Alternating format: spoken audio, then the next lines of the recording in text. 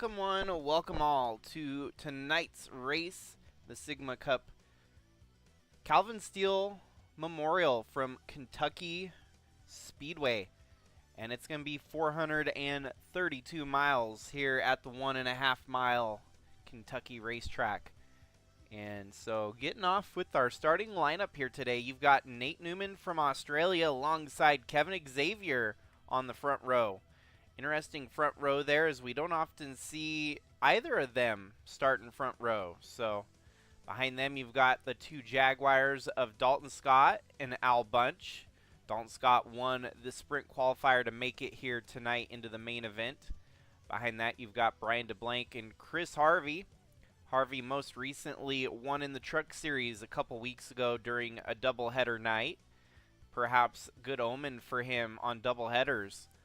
Bradley Ream just recently lost the lead to Al Bunch. He's starting about 6th here alongside Eli the Wolf, Rich Roy and Carson Bowers, Chaz Chadwick and Tristan Reams, Tyler Shangle and Ewan What-Army. What-Army had been leading the points for quite some time earlier this year, losing it to Ream, and now we've had our third lead change in the points with Al Bunch. Then you've got Cooper Dwight and Jacob Shangle, the 56 of Andre Stefan, and the number 9 of Braden Varga. Tom Cording and Lucas Holmes, Taden Berggren and Monty Shangle, Tasha Wright and Kellen Relic, Jimmy Logano making one of his select starts here in the Sigma Cup Series alongside Bella Fawn, Gannon Bird and Lynn Farrell, Kara Shangle and Tyler Landa, brother and sister, Dave Steele Jr. and Louis Trost, Trevor Walker and Tyler Aspinall, Jordan Walker and James Fireball Robert, Liz Shangle and John Hagan, followed by Guido Piano, Cam Jordan, Matthew Fastnot, and Jack Ross. As we get ready here tonight from Kentucky, you won't want to miss it. The Calvin Steele Memorial 432 will be in full swing here.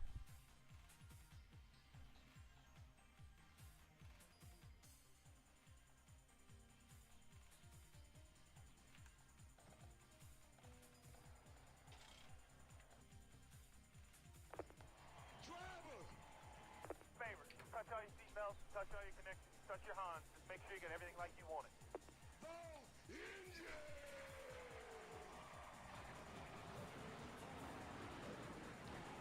We race tonight honoring a man that has been very, very pivotal in our family, and we lost him back in 2019. One of the last races he got to watch was a NASCAR race here at Kentucky. So part of the reason why I decided to make our Kentucky race the Calvin Steele Memorial. And so 432, he drove the car number 32 here in the Sigma Cup Series. We've definitely got a lot of Calvin themes going down here tonight. So green flag waves, we're off and rolling for the 432 mile event here tonight. Nate Newman off to the early lead in that Cadillac. Al Bunch, I think the rest of the field is going to be a little bit worried to know that Al Bunch is on a hot tear right now. He was leading the points at this time last year. Had a few more wins than he does this year. But the rest of the field is going to be worried. If he starts running up front leading laps here tonight, it might be a death sentence for the rest of the drivers. And so already off to the early lead, it is Al Bunch. He didn't waste any time getting around Nate Newman there, as Nate Newman drops all the way back to 4th now. You got Brian DeBlanc, who's also top 3 in the points, and Bradley Ream, top 3 in the points. So our top 3 running 1, 2, 3 at the moment. Rich Roy, interestingly enough, top 5 run from him. Seems like it's starting to click for that 71 team. The rookie on the season, Rich Roy, starting to really get the car figured out. He's been running stronger week in, week out.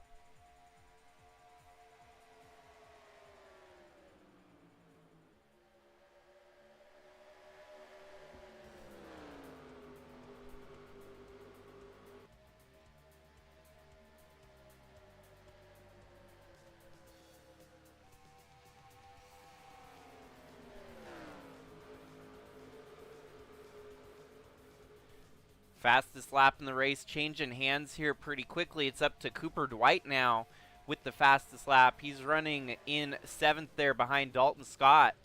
You see that 40, 41, not the 40, my bad.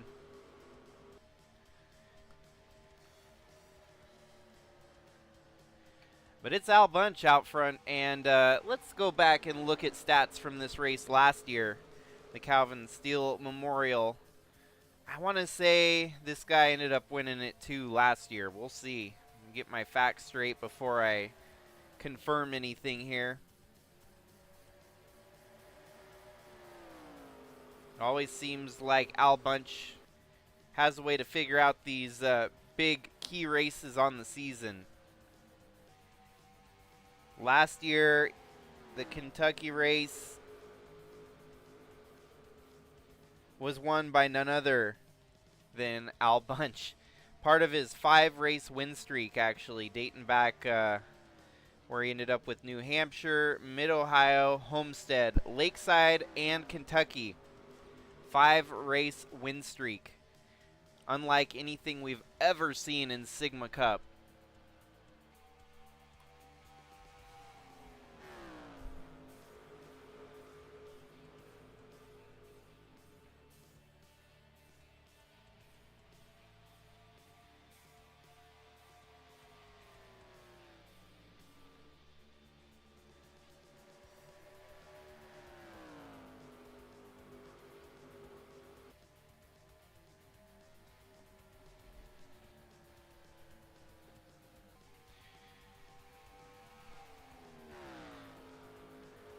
As I already mentioned earlier today, this is going to be a kind of a long, drawn-out night for a doubleheader. We've got the Kentucky race here, which may last about 2.5 hours. We'll keep the stream rolling after that and roll right in to the New York Grand Prix, which will be Sigma Cup on the streets. And Al Bunch, I mean, might get tired of hearing his name after tonight. He's already kind of rolling off a victory last race, where he ended up getting that points lead. And Richmond, he had won. Sears Point, rather Sonoma, I guess. It's no longer known as Sears Point. He had a 5th. If he had a win there at Sonoma as well, he'd be on a 3-race win streak because he had the race win at Michigan. Heck, his stats look like this. 1st, 11th, 3rd, 1st, 33rd, 1st, 5th, 1st. So we're starting to see a resurgence here. It's the series that Al Bunch dominated last year, and things are just starting to heat up here in the summer. He's only got a 14-point lead right now over Brian DeBlanc and a 20-point lead over Bradley Ream. So at least those 3 drivers are keeping it close. Bradley Ream faltered here and fell all the way back to 9th. So a few other drivers on the move. Bradley Ream maybe not with the best of setups here early.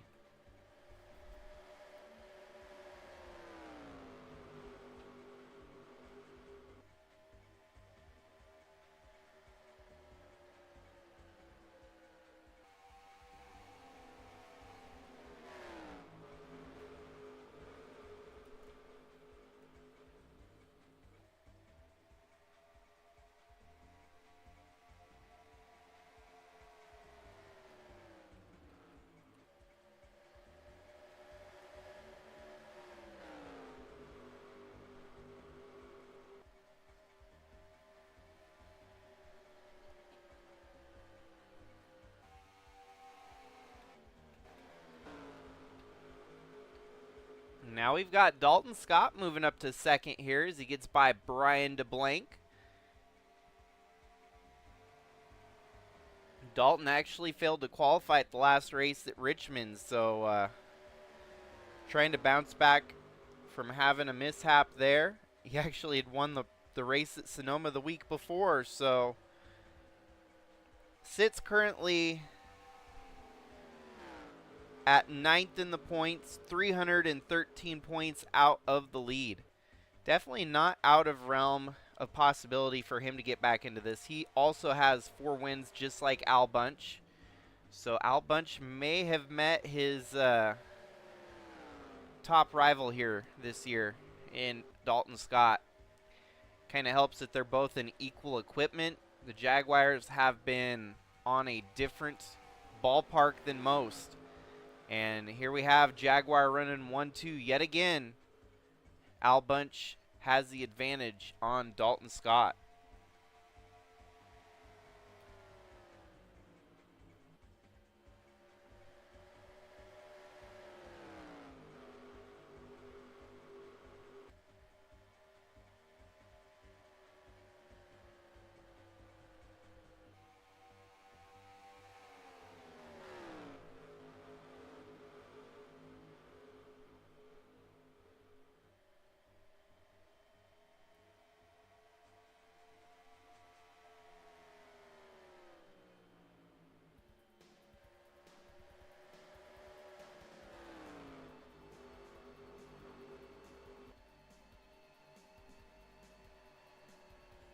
So let us take a look at the Sigma stats and figure out when pit stops may be expected here today. Saying around 66 laps, so give or take, I would say 60 laps is our window here tonight. And with that, if truly is 60 laps, 288 the distance, should be about a 4 to 5 pit stop race depending on possible cautions or anything else that may factor out here tonight. Al Bunch, with his last win, actually recently tied Dalton Scott in the all-times win category. So I feel like there's a little bit of extra incentive here out of Dalton Scott to try and beat Al Bunch. Try and keep that wins record in his name a little longer. It's only a matter of time before Al Bunch blows by Dalton Scott in the all-time wins category and starts hunting down the top 5 winningest drivers with his wins racking up left and right. Dalton Scott, obviously, on his farewell tour, he's going to kind of slot in to wherever the last win puts him. As the newcomers start joining the series, it'll definitely shake up the wins list going over the years now. But Dalton Scott, 16 years of continued excellence here in the Sigma Cup Series, is definitely going to be remembered.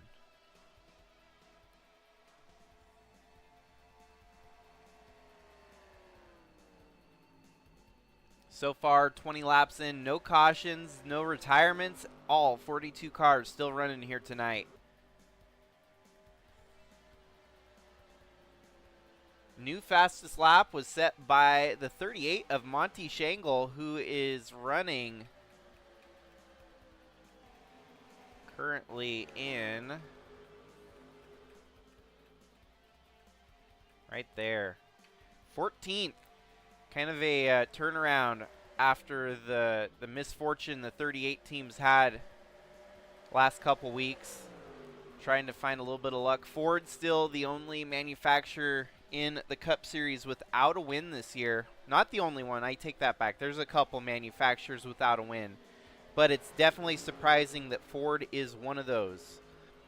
So to add on to that, Ford winless this season, Dodge, Genesis, Cadillac, and Subaru.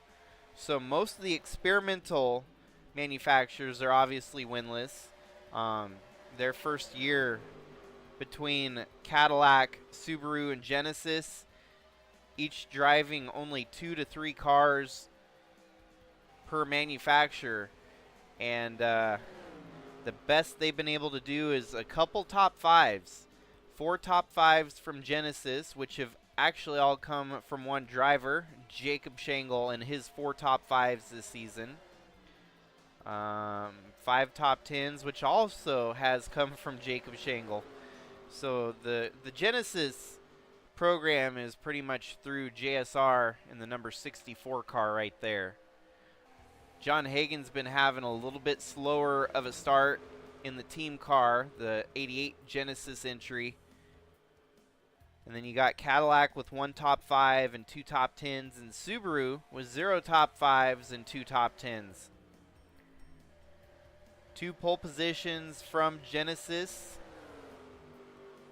which of course is 1 to Jacob and 1 to John Hagan. So a bit of a surprise there that Hagan actually set on the pole once this year.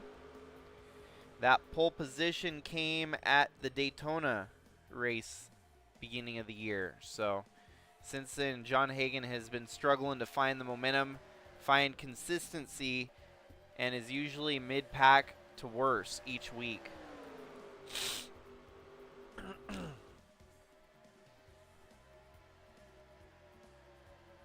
So definitely feels like a microcosm of things, looking at all the experimental manufacturers and the struggles they're having. You know, you kind of come to expect that out of a new program getting off its back to start its tenure in the Cup Series here. Dodge is kind of surprising, and Ford, of course, are definitely surprising not to see them to victory lane yet. The top 5s, top 10s are definitely Chevy, Toyota, Honda, and Jaguar heavy. So I think research and development definitely made leaps and bounds on Chevy for this year. Toyota, Honda, and Jaguar pretty much held serve from where they were at last year. But Ford, Dodge definitely missed the mark during the off season, getting the engines dialed and everything figured out. So we'll be looking to see if there could be an upset win here tonight. But as you can see, it's pretty much Chevy, Toyota, Honda, and Jaguar at the front of the field. Jimmy Logano moves up to third. That's a welcome sight. We have not seen Jimmy Logano to victory lane in the Sigma Cup Series yet. And he's going to be fighting it out with our lead 2 here before long.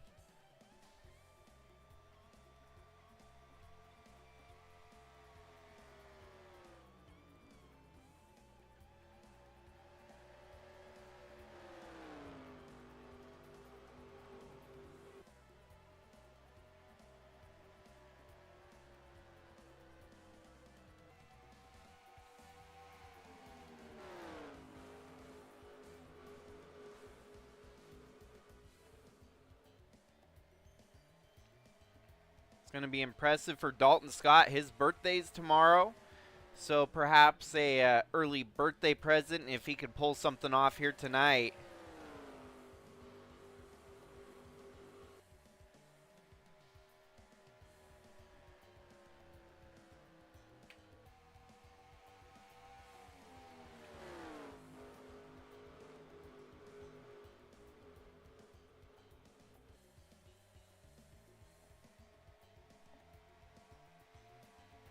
Kind of half expecting to see a lot of the same in the New York Grand Prix after this, especially the road course, the street course that we've got. It's a lot of follow the leader.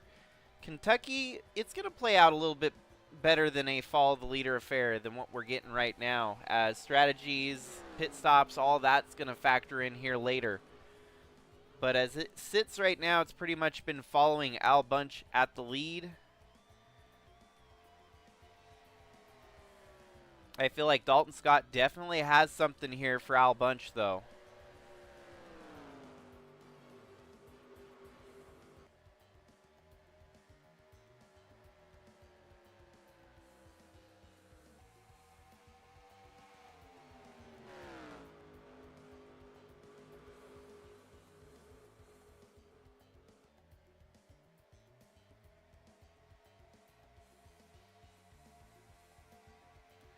So yeah, definitely one of my new storylines that I'm going to key in on is the Dodge and Ford. The other manufacturers looking to get a win. We factor in on that a lot with the USA Trucks, with Chevy not seeing victory lane a lot. And right there, your first of those manufacturers, they're outside the top 10. So 13th with Tyler Shangle. It's going to be a long knockout, drag-out kind of night to see Dodge or even Ford make it to victory lane. Jaguar, Chevy, and Honda all holding the top 10 spots at the moment.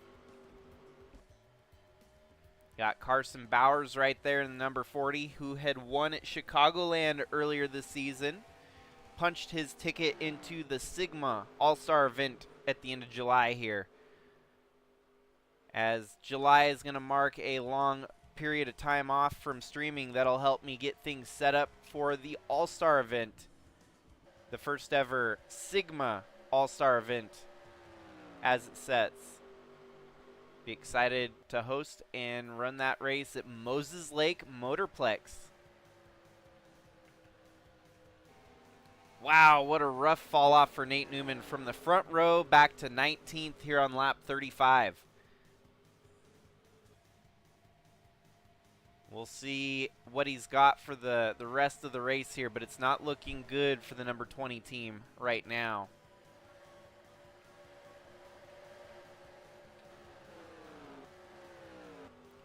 I am kind of surprised that you and What Army starting to falter here heading into the midway point of the season, who had pretty much put together a stellar start of the year, leading the points for such a long period of time, and he's fallen all the way back to 6th in the points. So What Army hasn't had a top 10 finish for about a month now. Last race that he had a top 10 was North Wilkesboro back in May. Man, 2 months. He finished 27th at the Coke 600, 36th at Phoenix, 18th at Michigan, 30th at Sonoma, and 16th at Richmond. Here tonight, running in 26th, it's definitely a tale of two different halves of the season so far. We did see a season very reminiscent of that, but on the contrary, flip side of it, Jimmy Johnson had the roughest start to the season, could not get top 10s, could not get top 15s to save his butt, but then came alive for the second half of the season to win the championship. I feel like What Army has flipped that script upside down and is going the wrong direction for the second half of the season.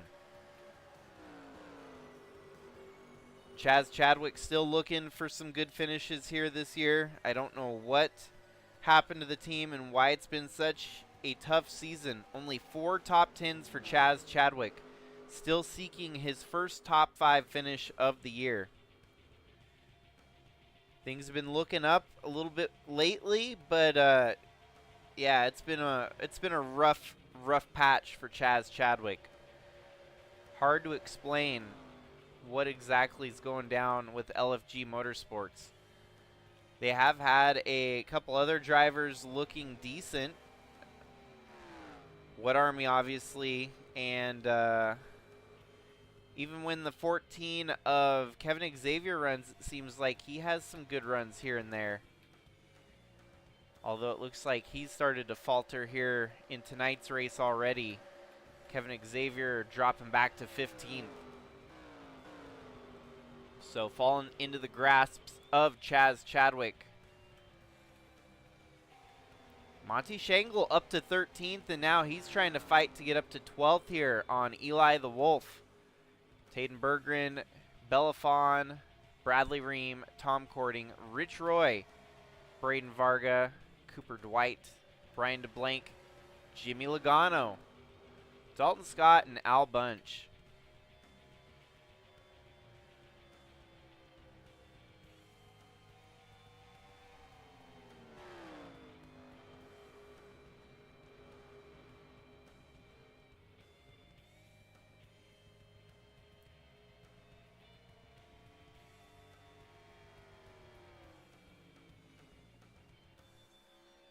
Hopefully everyone has some fun plans for the 4th of July tomorrow.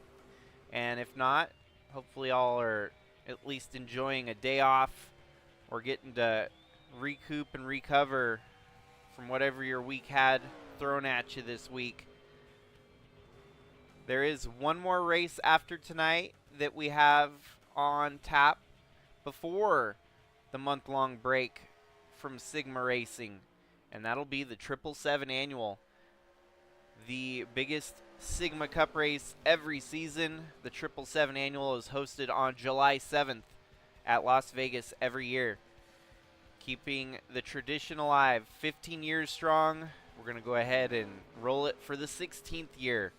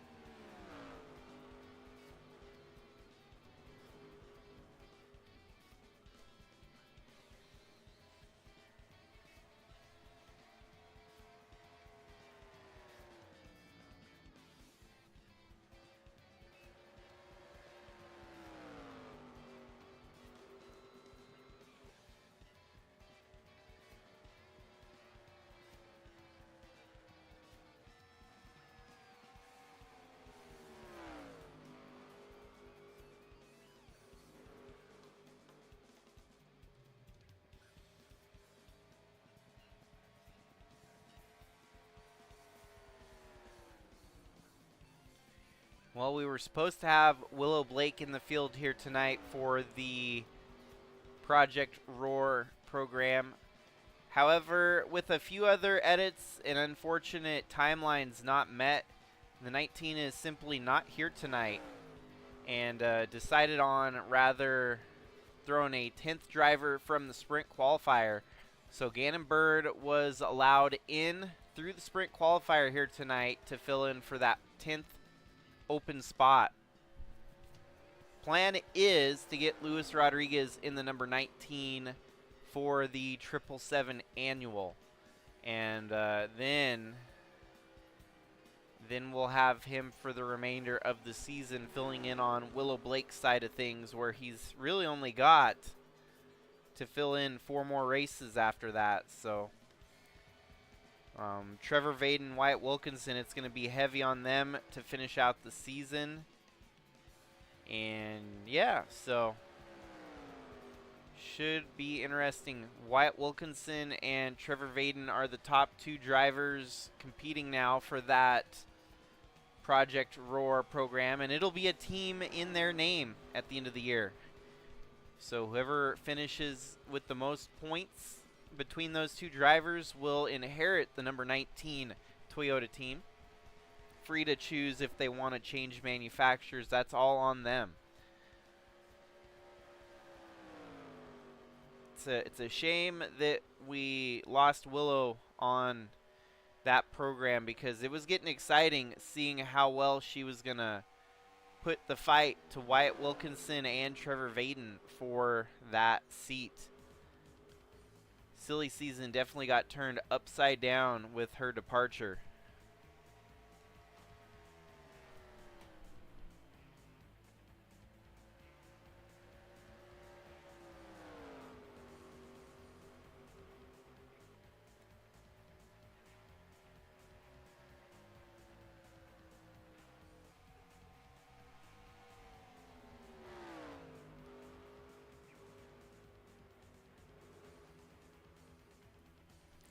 Never in Sigma history have we had repeat champions.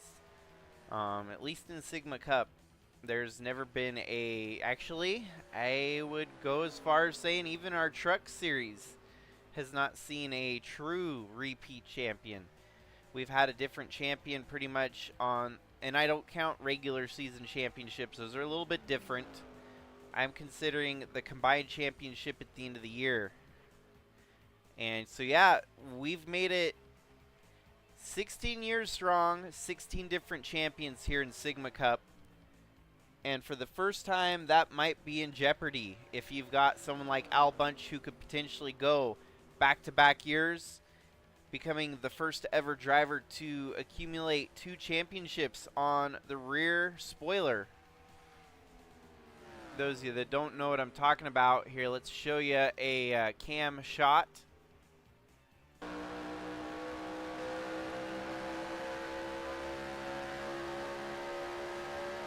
So as you see right there, 2024 champion.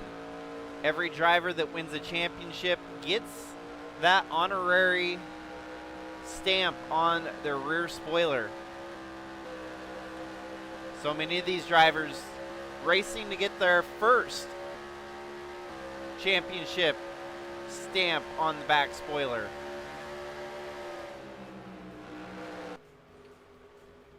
And so with that comes, you know, it's big shoes to fill, quite the territory to join if you end up with the championship, because you get to run around with the target on your back.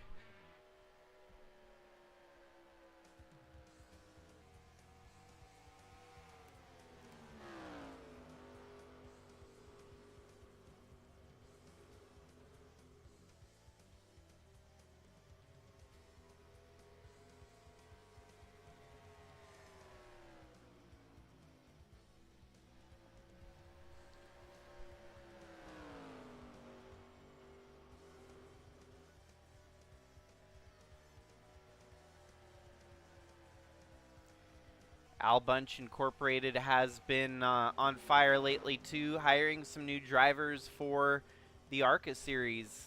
Snake Plissken and Tim Morse, 2 drivers racing for Al Bunch Incorporated there in the Sigma ARCA series. And Pliskin's already knocked out 2 wins. Whoa, and Al Bunch had a bit of trouble. I think it's pit time. Pit stops are going here on lap 58, 59. Al Bunch, one of the first drivers to pit early here. Almost makes me wonder if that's unscheduled. Monty Shangle with a flat tire. Ouch. After having such a terrific run up to the front half of the field there, Monty had to serve the ultimate penalty coming down pit road way before his strategy was projecting it. So, dead last. Pitted on lap 45, gets off strategy. We'll see how that shakes up for the 38 team. He's definitely going to need things to stay green here to work his way back onto the lead lap. So my window projection was pretty spot on. I said around lap 60, and that's about where we're going to start seeing the rest of the leaders take their pit stop here. Lap 60. Bradley Ream the next to pull off onto pit road.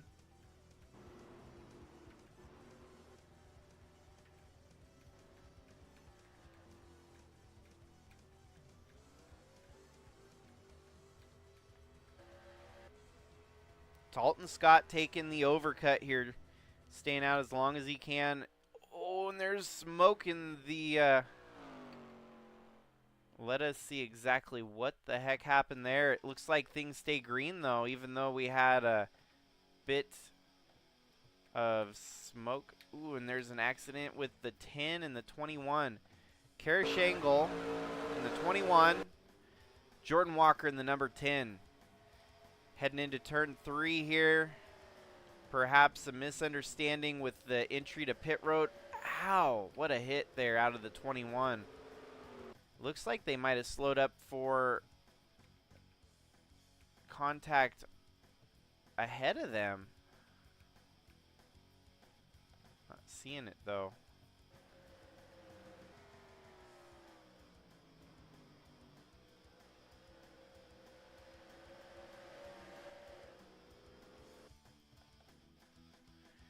I'm not the only one seeing that, am I? I'm seeing debris ahead of them. Wow, so Monty Shangle gets rear-ended here by Tristan Reams. And then that happens behind them, so. Things stayed green though. No caution. Looks like things are going to shake back around to Al Bunch being your leader here eventually. A few other drivers still not pitted yet.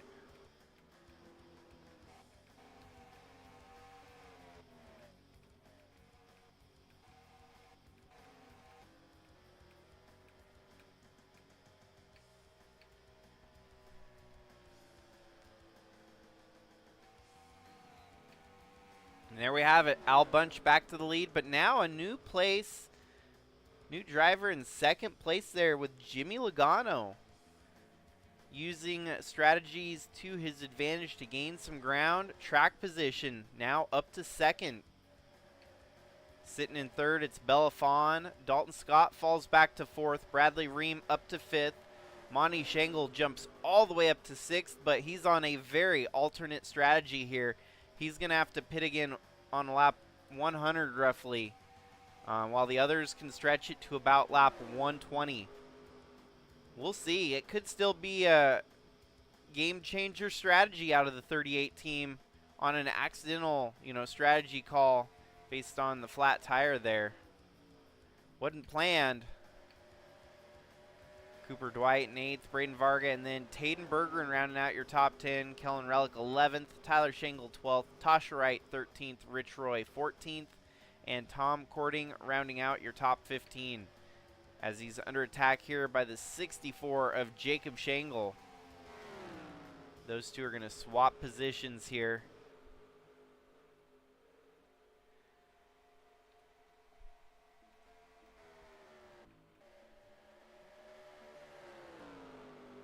So, first round of pit stops in the books here, and now lap traffic is going to factor in with our leaders as Al Bunch has to maneuver around the 23 of Guido Piano and the 35 of Dave Steele Jr.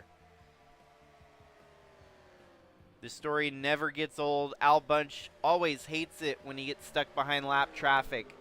And when you're someone as good as Al Bunch, you're eventually going to run into lap traffic almost every race. As a leader, dominantly winning races like he does, it just comes with the territory. And so Al Bunch going to have to pick him off without making a mistake. I think years of experience is going to help with that. This being his third full year in Sigma Cup racing.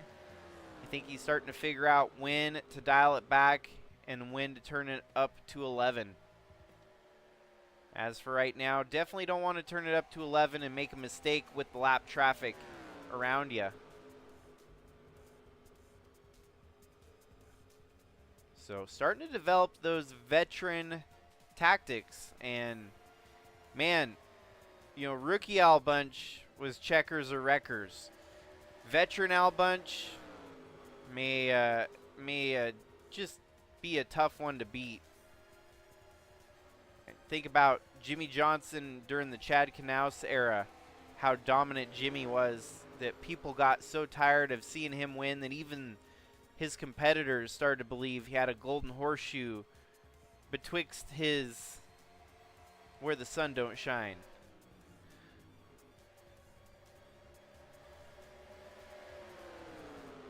And perhaps some Sigma racers also share that same feeling about Al Bunch. So lucky that he's got a lucky horseshoe that no one else can find. He's going to have his hands full here tonight as Jimmy Logano is knocking on the door to take the lead.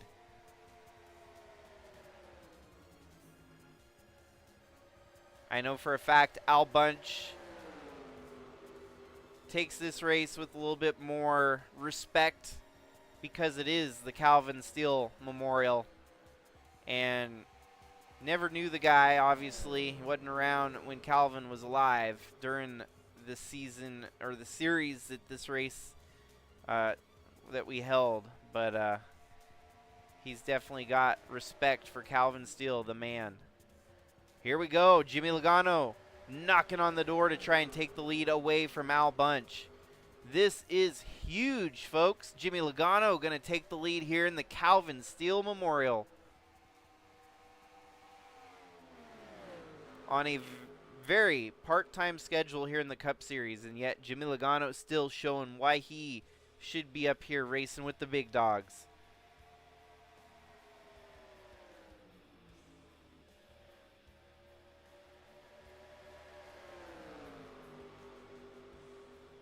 As you can see there on the bumper of his car, chasing 11, 10-time champion by the way of Jimmy Johnson and Joey Logano combined. And very, very talented individual here. Jimmy Logano wants to try and get his first Sigma Cup win in the fiercest way. A Sigma Cup win would also lock him in to the Sigma All-Star event later in July here, and helps cement his legacy for trying to join this Cup Series as soon as possible. When you're out there duking it out with the defending champion Al Bunch, you're going to have a tough time. And Jimmy Logano gets by Al Bunch here, and he's holding his own. Al Bunch trying to size him up here, figure out what method to get around the 28 again. But I feel like this could be a back and forth cat and mouse game between these two all night long. They're definitely stretching it out on the rest of the field. Belafon in third is 1.7 seconds back. Dalton Scott 3.7 seconds back in fourth. And then Bradley Ream 4 seconds back in fifth. Jimmy Logano win here does not do much for the title other than keeping Al Bunch from getting max points here tonight. So Al Bunch fans are more than likely cheering for Jimmy Logano to have some trouble here. But I think the Jimmy Logano fan base is praising what's going on here. Seeing him out there beating the defending champion, that is hard to do.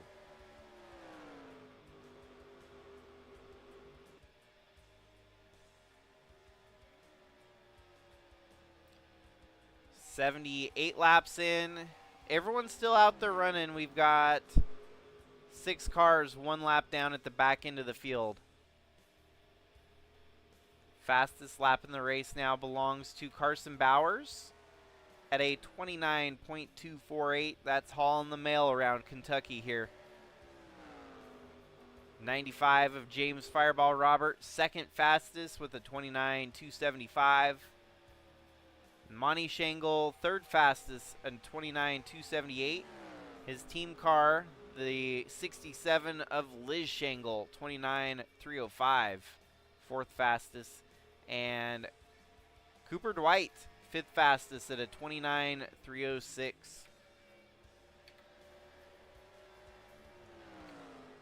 Put into perspective there, Jimmy Logano's fastest lap was a 29.323. Al Bunch was a 29.380. So Jimmy Logano has definitely got the faster car here when compared to that 81.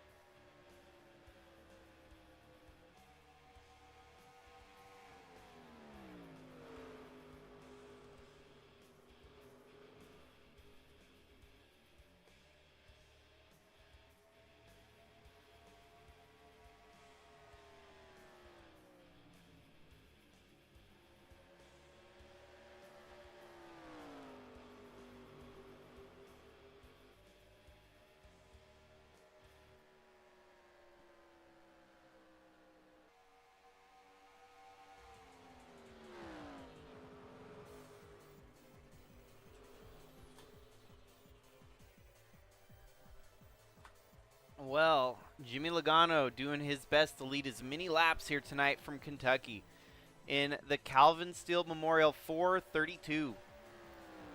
Next round of pit stops will be coming around lap 100 to 120.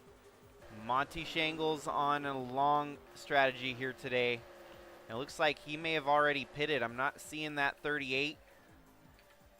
Back to 27th. Either that or he's really struggling on the tires. Doesn't look like he had pitted again, so he's got the long strategy. Everyone else on somewhat fresher tires are blowing around him here. This is going to be a tough road ahead for the 38 after getting a flat tire.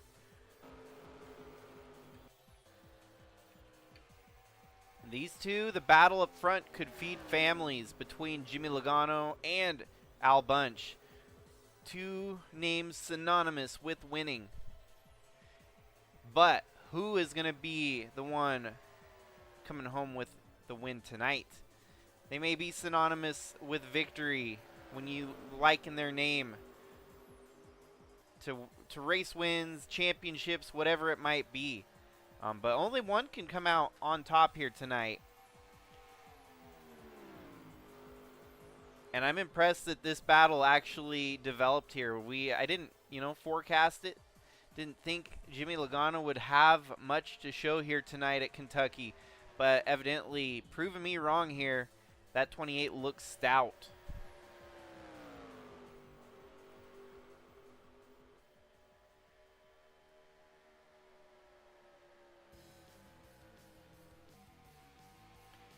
Here comes Al Bunch with a full head of steam on the 28. Doesn't get the opportunity to execute on the pass there, but he's going to be knocking on the door here, it looks like, again.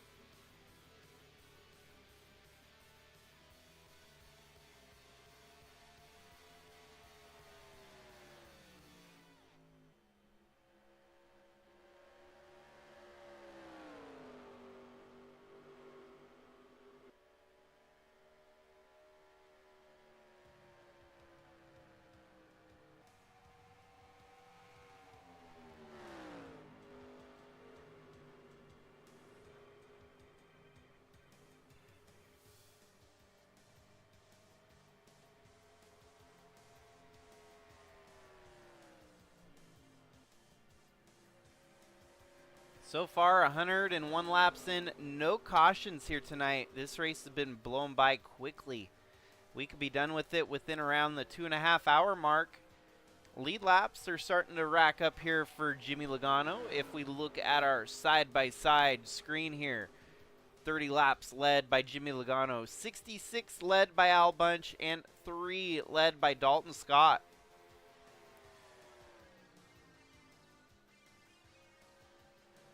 It is such a handy graphic to have here. You can see a lot. 4 different leaders here today. Tom Cording led 2 laps. Everyone else at the top 3 right now fighting for more lead laps tonight.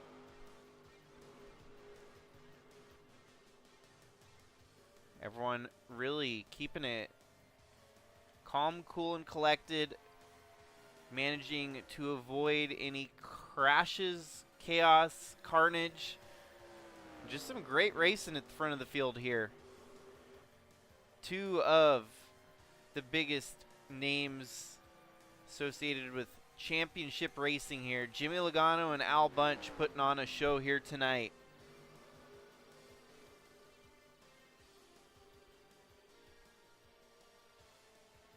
Al Bunch with a run on the back bumper of the 28. Is he going to be able to make a move going into turn 3? Yes, he is. Side by side. Now on the exit of turn 4, is Al Bunch going to have the advantage here? That inside line is key to getting that lead back, and Al Bunch executes perfectly, getting the lead back away from Jimmy Logano. But this is just a minor battle in the midst of a big war here tonight. These 2 are not done. Jimmy Logano is going to bounce back, and I feel like strategies are really going to factor into this one here tonight. Depends on when these 2 decide to pit. If Al Bunch pits first, it could be advantage Al Bunch. But if it's Jimmy Logano that pits first, it could be advantage Mr. Logano. Now up to 3rd, it is Dalton Scott. As Bradley Ream moves up to 4th, Belafon falls back to 5th.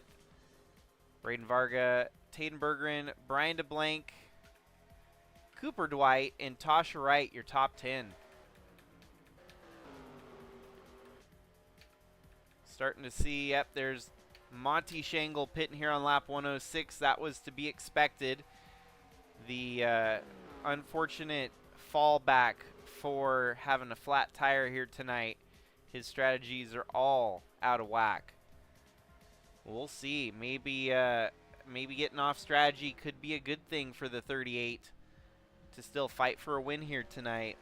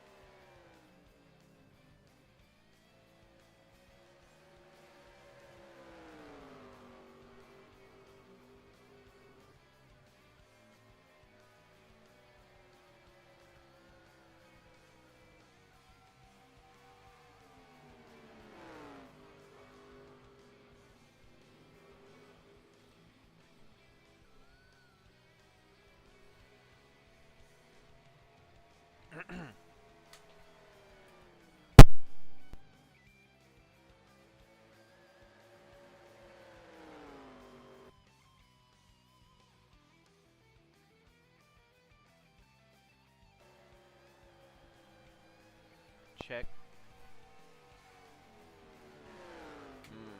My mic's still not muting the way it should be.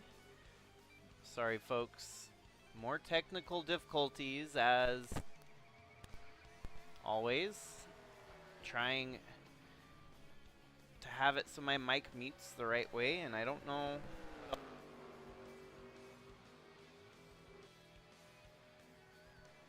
Here we go. If the button gets popped out, sometimes I have to pop it back in. Yeah. Well, anyways, we're approaching green flag pit stops for the second time here tonight. No cautions still. And Dalton Scott has really closed the gap up on our lead 2 here. Jimmy Logano maybe looking to take the early pit stop. Nope, it's going to be Al Bunch on the undercut. So Al Bunch gets the early advantage here on the undercut.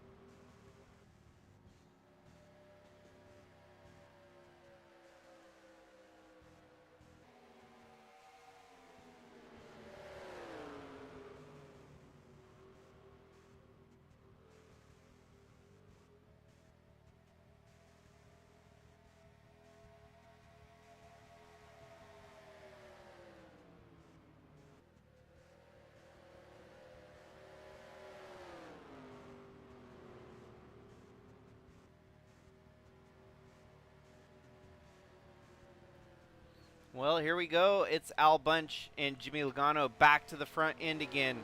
Still a couple other drivers left to round out the green flag pit stops, but should cycle out to these two back for the lead.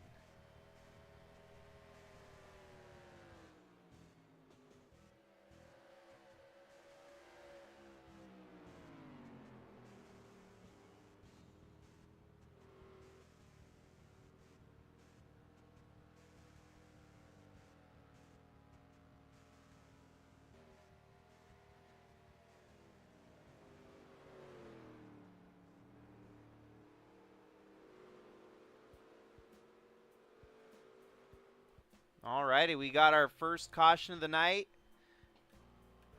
And it's another, no, oh gosh. I looked away from the screen for a minute and now Al Bunch is nowhere to be seen.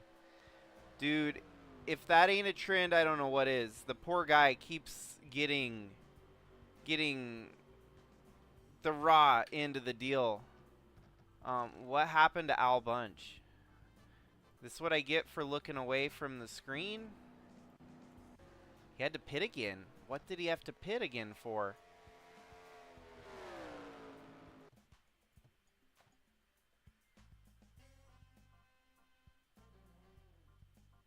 Perhaps an unscheduled pit stop, but it seems like maybe he had some other idea here of the caution coming. That is weird. I don't see anything saying that 81 had a mechanical failure, tire, whatever. So Jimmy Logano is going to bounce back to the lead, but we still don't have an answer as to why we're under caution here.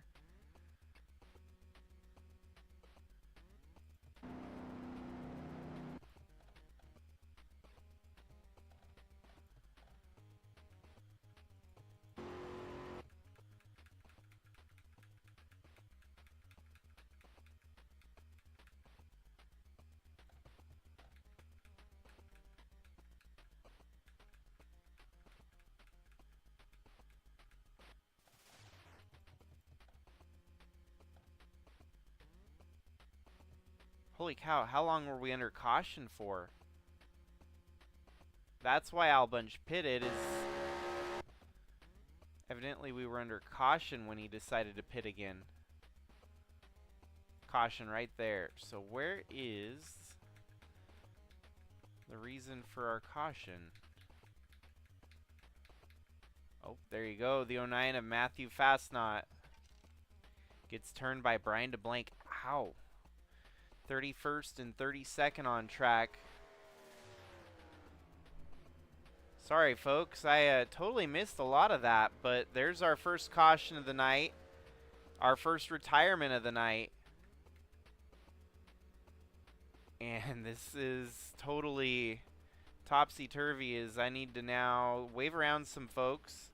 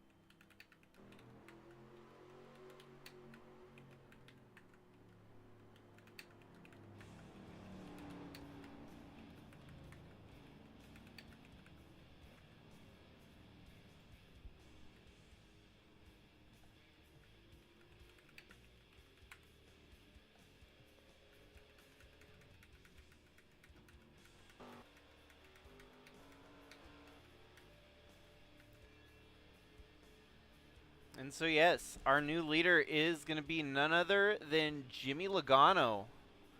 After Al Bunch made a pit stop there under caution, Al Bunch falls way back. Jimmy Logano leads, Taden Berger in second, Dalton Scott third, Belafon fourth, Eli the Wolf fifth, Tom Cording sixth, Braden Varga seventh, Rich Roy, Ewan Wood Army, and Cooper Dwight rounding out your top 10. Then we've got Chris Harvey, Carson Bowers, Chaz Chadwick, Trevor Walker, and Al Bunch all the way back to 15th. Just shy of halfway here tonight. Light should turn off on the pace car this time. There you go. We got everyone pretty much waved back around to the lead lap. They should get doubled up on the backside of the racetrack. Taden Berggren still looking for a win here in the Sigma Cup Series. Having a good run here tonight, right there alongside Jimmy Logano on the restart here. Taden Berggren has slowly and methodically worked his way up the points. He sits 19th right now, average qualifying 20th, average finish 24th. And if we look back to last year in 2024, Taden Berggren ran a full season. It was his first full season, and he did well enough to earn himself a charter. 31st in the points, 1 top 5, 1 top 10. That was 1 top 5 finish. 4th at Ricky Raceway. He had an average qualifying of 23rd and an average finish of 26th. I'm definitely liking what I'm seeing from Berggren on the sophomore year. He's improving very slowly, but you can definitely tell. You know, he's still got the same progression. You know, top 20, mid 20s, top 25. But flirting with top 5s more often this year than he's ever done.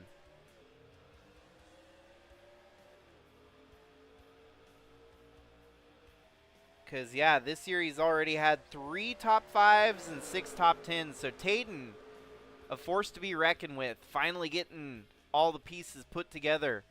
And his teammate, the 42 right behind him, that's Belafon. Those two are having a good showing here tonight at Kentucky. But in the meanwhile, it's going to be Jimmy Logano bouncing up to the lead here. Dalton Scott into second. And Eli the Wolf still hunting for that very elusive win. It's crazy to think that our winless drivers are a big cast of characters that should be winners. But takes time. You know, it's not a... You know, Rome wasn't built in a day. Some of these teams and drivers, it's a slow build.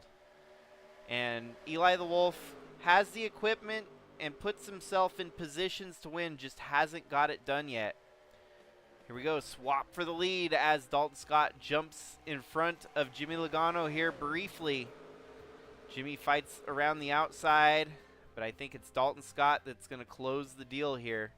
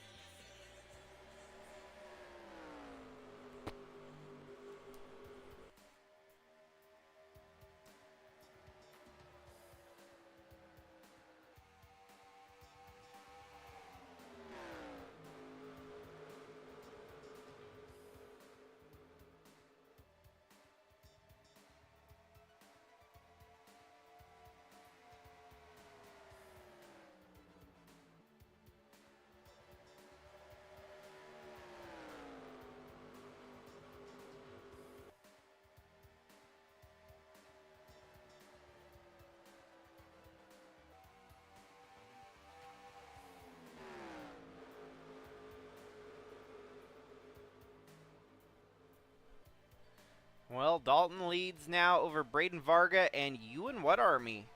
An interesting top 3 that we haven't yet seen here tonight. Chaz Chadwick up into 5th. Al Bunch starting to knock on the door of top 5 yet again.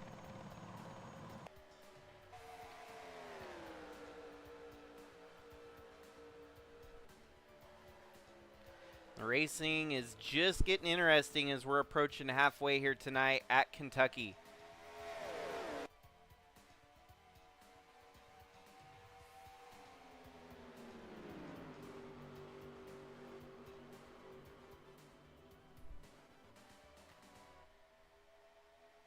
Wow, Jimmy Logano really fell off the map. What happened to Jimmy Logano? Yeah, ouch, all the way back to 12th. Seems like he's struggling a little bit, getting speed under him here since the restart. He's almost outside the top 15 now. Got to be careful not to lose too many more spots and really get relegated out. Seems like Tasha must have had to have made a pit stop under green flag here to fall a lap down again.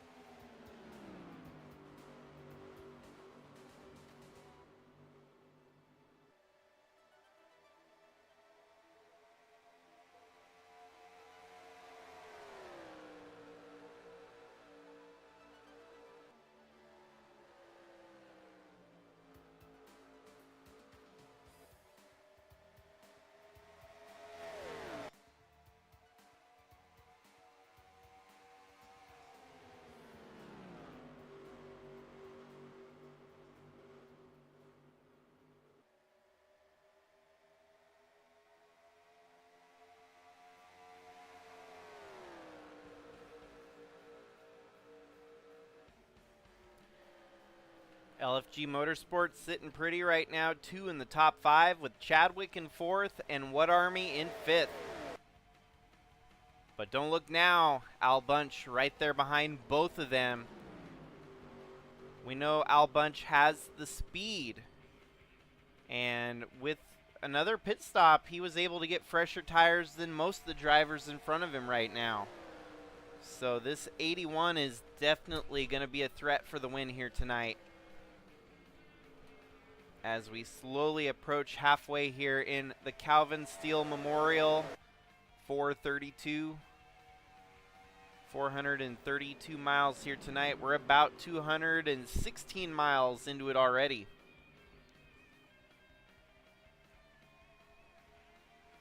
And not to mention it is a doubleheader night here as we will roll into the New York City Grand Prix for the next race here tonight. The Sigma Cup Series. That'll mark race number 21 of 42 on the season, giving us the midway point here this year. It has been an exciting season so far, full of surprises, big name winners, unexpected winners even. And I can only imagine what the second half has in store for us. It'll be nice to have a break here in July, give everyone a chance to kind of recollect and get excited again for the second half yet to come.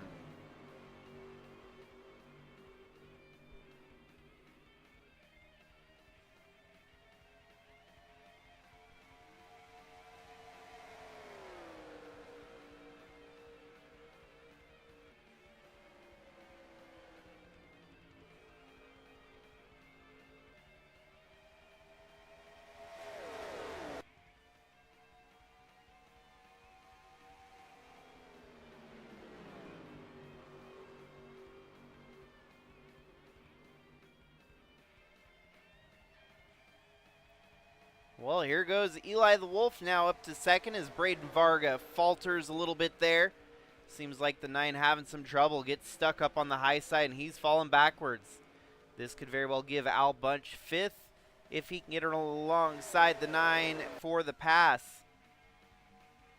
Varga closes the door right across the front bumper of the 81, keeping 5th place away from Al Bunch. Everyone else, though, in the top 5 moves up 1 spot, respectively, behind Dalton Scott.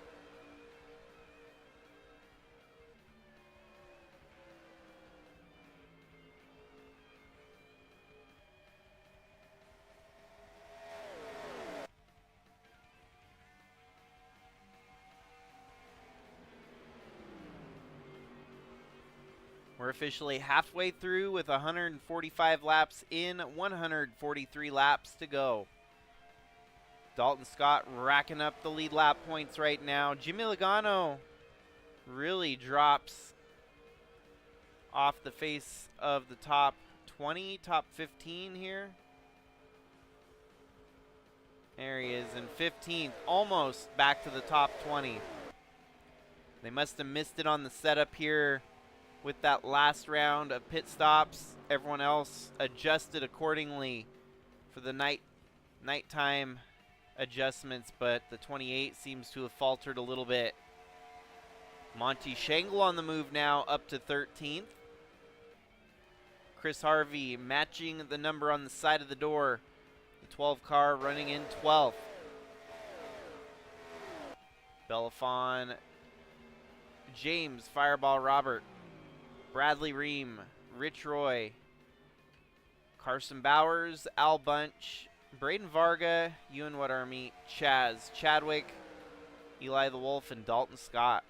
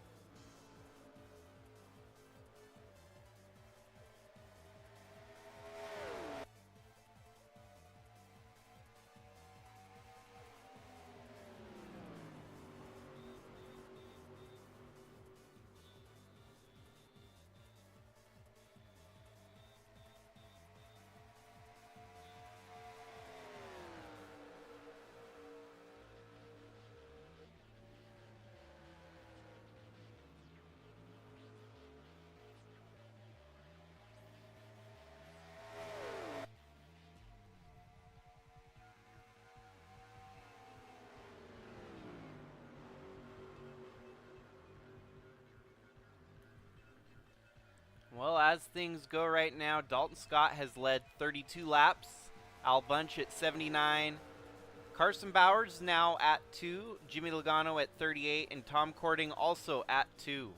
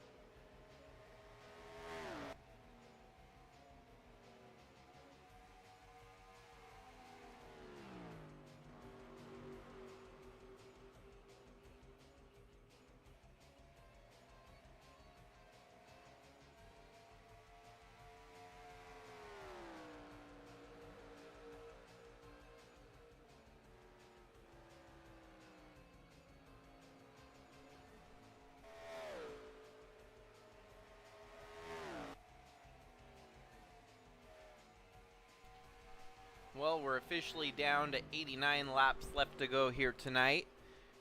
Now on lap 200 with 88 laps to go. Dalton Scott has been holding a steady wheel at the front of the field, keeping it away from Eli the Wolf, Belafon, Braden Varga, and now Al Bunch back up into the top 5. Is Chaz Chadwick, Rich Roy, Carson Bowers, Jimmy Logano, Fireball Robert, and Bradley Ream round out the rest of your top 10. Ewan What Army falls back to 12th here.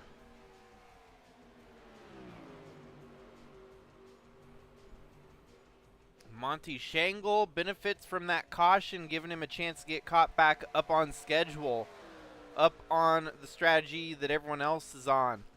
He can fight for a top 15 finish after all without any of the different strategies keeping him from getting there.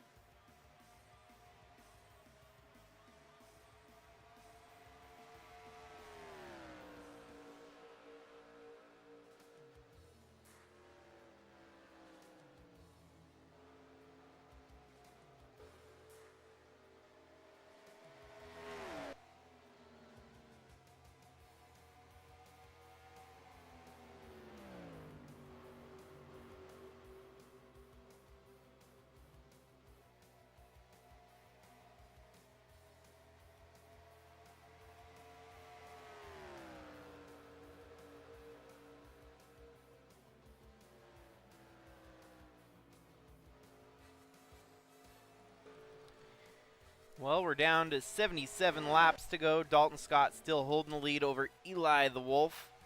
And this could get interesting here as Dalton doesn't have that big of a lead over Eli the Wolf. This battle could go right down to the wire. With 76 laps to go, we will still see one more round of pit stops somewhere, most likely soon after the south end of 60 to go. And the last round of pit stops can really set this thing up for the finale. We'll see who's got the right strategy calls and who's going to be fighting for the win here on the south side of 60 laps to go.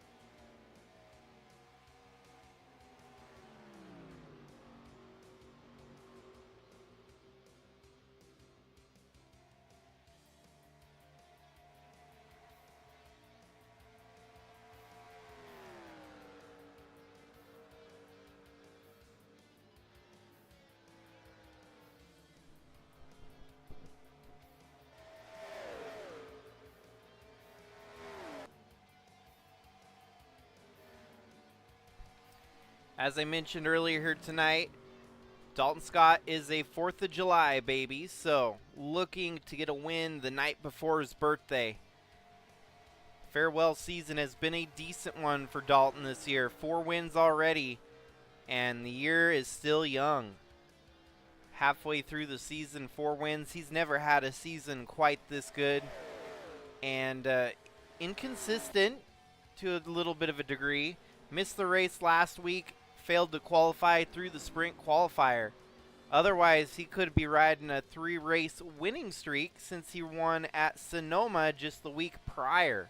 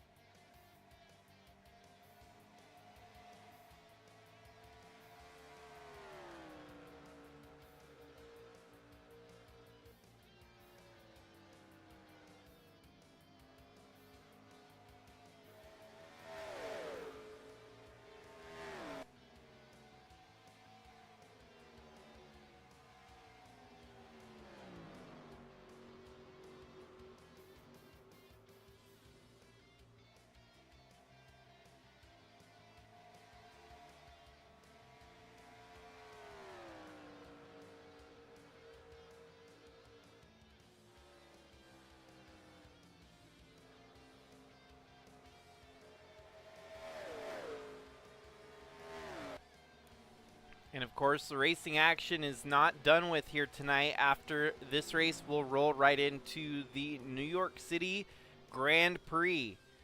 And, you know, Dalton might be a threat there, too. We've seen him light it up in the road course races lately.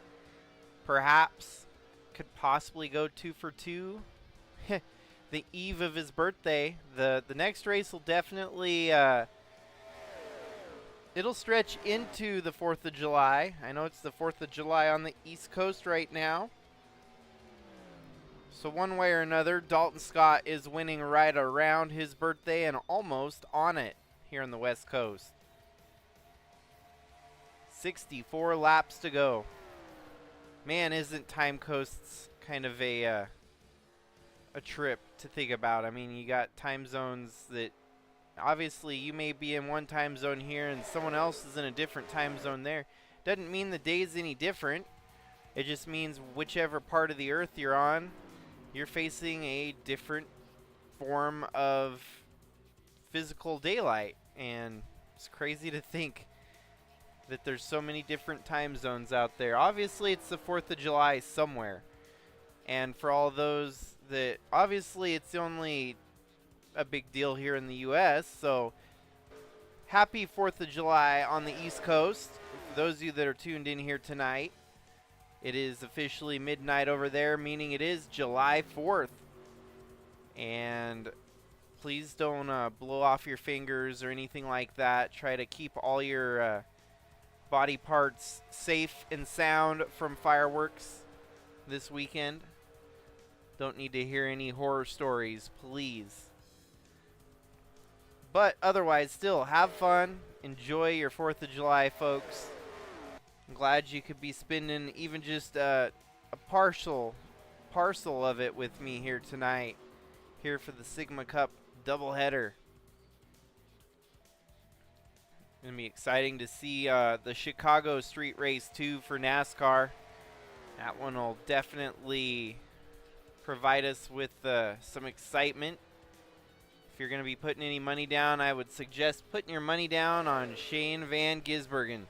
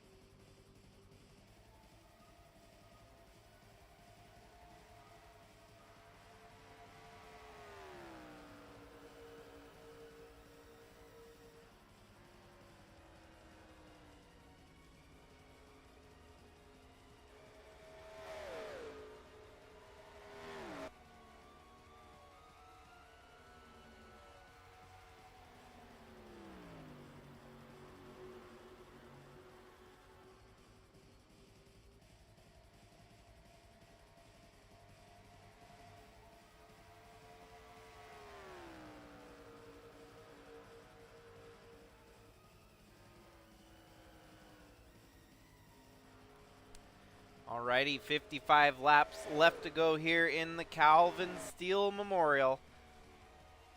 Still, Dalton Scott at the front, and I think those lead laps are definitely flexed in his direction now. As you can see, 105 laps led here tonight by Dalton Scott. 79 led by Al Bunch. 38, Jimmy Logano. Won by Ewan What Army. So, Dalton Scott leads even about 10 more laps here tonight. He'll have led most laps tied up. And what a wild season it's been so far. The sprint qualifiers have definitely shaken things up here in Sigma Cup racing. It's never been seen before up until this year that we've actually got a field so big. We have to do a heat race to figure out who is running in the main event each race now. And with that, Dalton Scott did not have a charter. This farewell tour kind of came together last minute for Dalton Scott. And with that, the added challenge each week to actually have to race his way in to the main event.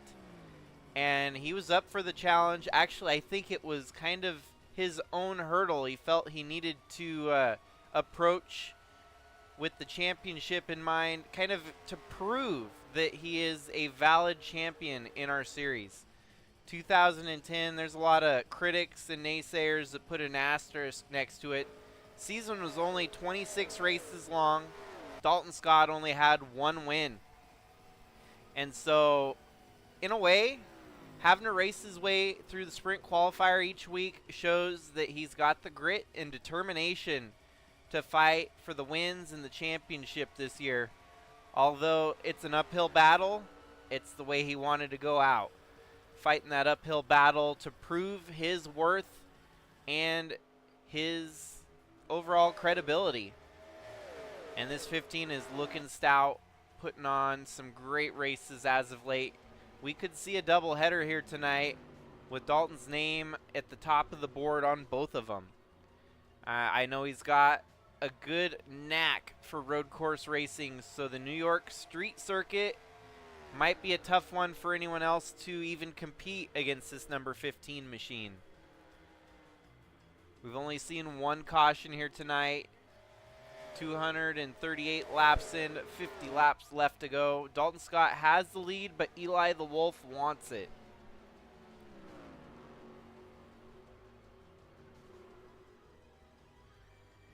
And this race is still far from over. We're going to see at least one more round of pit stops before the end of it.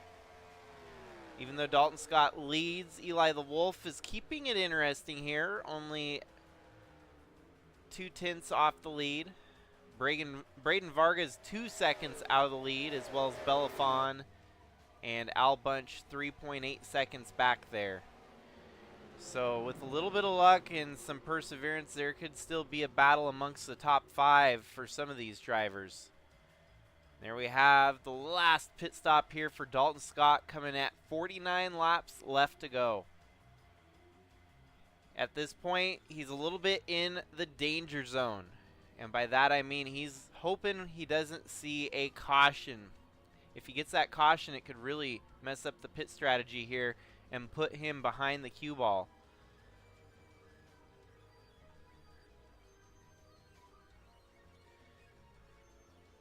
The undercut is going to pay dividends. Once they get back out there, he'll have fresh tires and should be able to get back to the lead with relative ease. We'll keep the camera rolling on Dalton Scott since he is more than likely going to shake around to be your leader once again when everyone else pits here. But it'll take a little while for things to get shaken up here and see where they all land.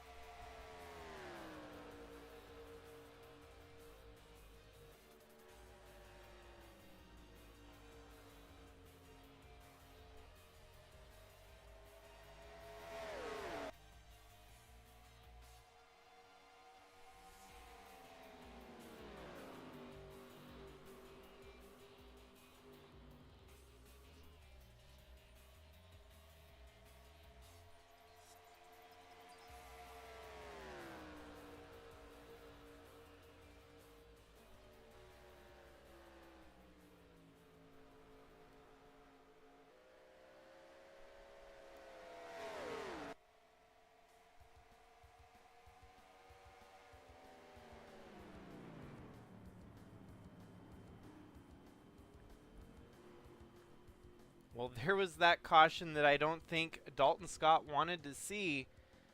Oh, and they're still wrecking as things really got uncanny there. Wow, folks. What a wild turn of events here with 43 laps to go. We'll have the camera rolling here on Gannonbird. It looks like he was one of the ones involved in the wreck here. 14 of Kevin Xavier joins the racing line here. It was just a unfortunate disaster. The 91 looked like he might have been coming down to go down pit road and collected these three drivers all together. And then extracurriculars, 91 is just on a bender here. Yeah, he could not get to pit road to save his butt. Unfortunately for DeBlanc, he has to pay the big price there. But the catalyst to all this is definitely the 91 of Cam Jordan, who doesn't seem to know where he's going.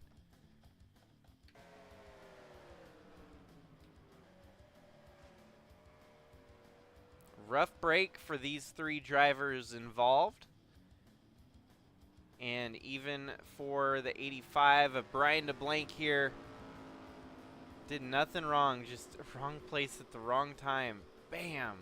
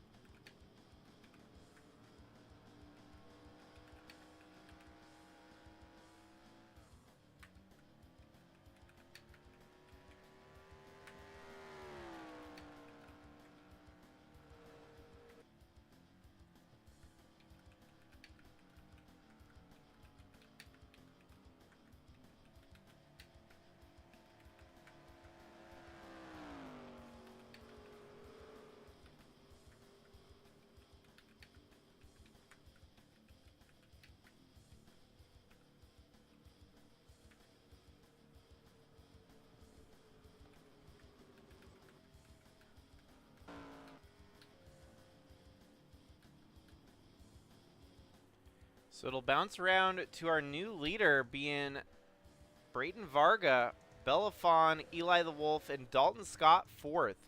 Jimmy Logano 5th and Al Bunch 6th.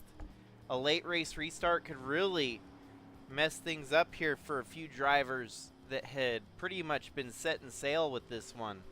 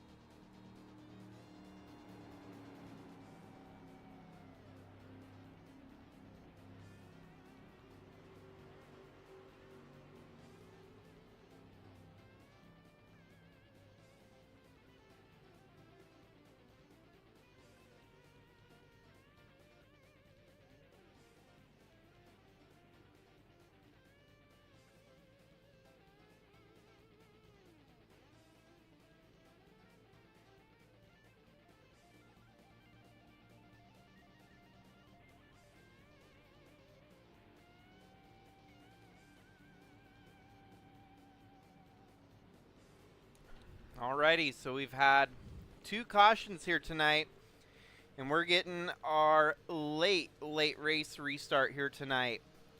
Braden Varga and Belafon lead them to the restart. Looking for their first career wins, you've got Belafon in the 42 and Eli the Wolf in the 94, along with Jimmy Logano, also seeking that first ever Sigma Cup win. Monty Shangle has held on for a solid night here tonight. He's in the top 10 on this last restart, and here we go. 38 laps left to go. This gives just about everyone one final shot to try and take the win here tonight. A shot that many of them did not think they were going to have up until that last caution decided to break out. Eli the Wolf looking to knock on the door here. Oh, Dalton gets rammed into by Jimmy Logano. That might have been a triage of things going down. Monty Shangle may have pushed the envelope there a little bit, and he's now cracking into the top 5. On the inside with a full head of steam.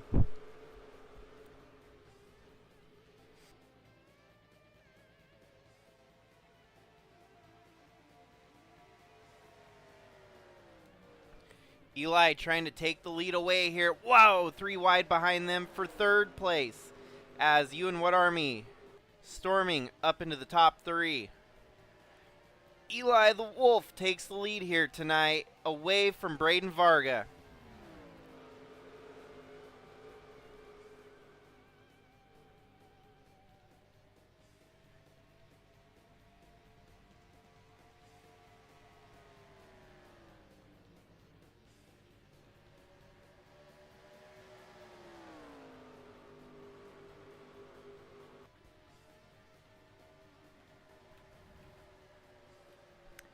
Up into the top 5, you've also got Rich Roy here. Kellen Relic and Cooper Dwight making some moves. Wow, Al Bunch is struggling here, dropping backwards rapidly. These restarts are wild here, folks. It seems like a lot of drivers have advantages and disadvantages on these late race restarts.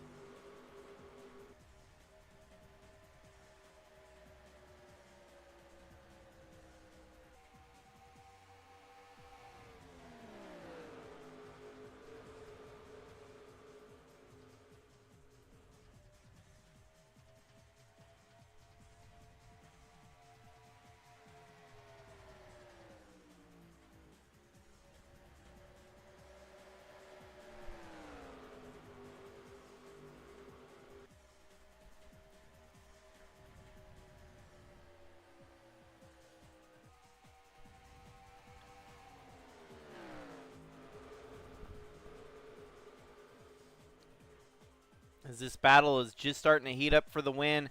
Ewan What Army right there behind Braden Varga. It looks like he's going to dive here into the lead. James Fireball Robert thinking about it as well. This battle just intensifies at the end of the race since they know there's only 33 laps to get it done here now. Braden Varga gets shuffled up high and drops backwards.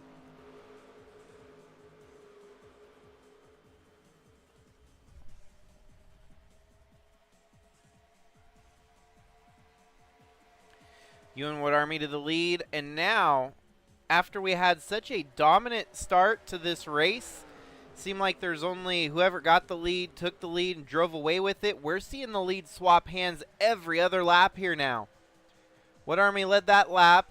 We had seen Eli the Wolf lead a lap. We saw Braden Varga lead a lap. And now go ahead and shake the dice again as the 95 of James Fireball Robert rolls to the lead in front of What Army. This is what Kentucky is made of. This can be a snoozer or it can be something exciting just like this. We kind of had both of them here tonight. The snooze fest leading up to the final 38 laps here. James Fireball Robert leads now with 31 to go. Don't discredit anyone else waiting in the wings here, as Rich Roy could easily pick off the 3 in front of him. He's hungry to get that first career win in Sigma competition. as is Cooper Dwight behind him. And even Taden Berggren seeking his first ever career Sigma Cup win. Lynn Farrell wanting to get that win. Man, there's a lot of could be, would be first time winners waiting in the top 15 here. But they're going to have their work cut out for them. Rich Roy, Ewan What Army, James Fireball Robert. Those are going to be 3 tough cars to get around.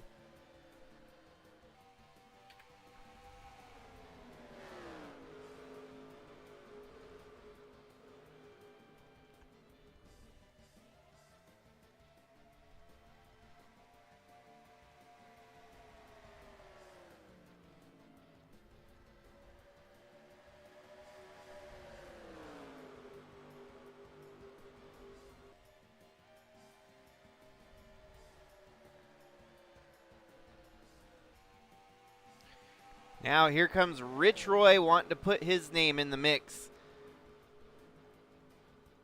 The whole third on back drivers seeking to get their first win. 3rd, 4th, 5th, and 6th.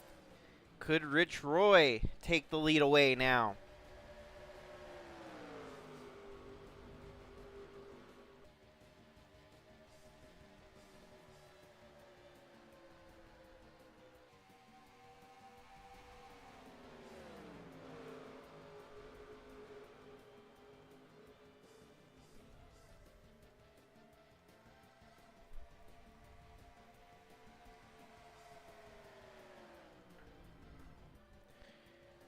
$25 to go this time by. Rich Roy knocking on the door, but Cooper Dwight's going to cut down on him here. Not a bad move. The 41 looking to take the lead as Rich Roy could still fall back in line in 3rd.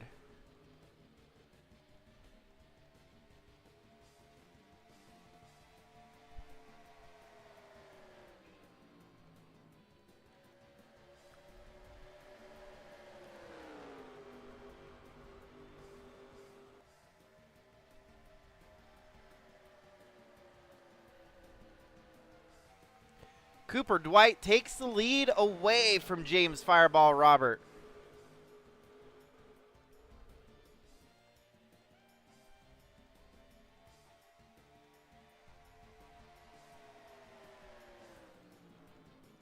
Taden Berggren on the low side, now taking 2nd.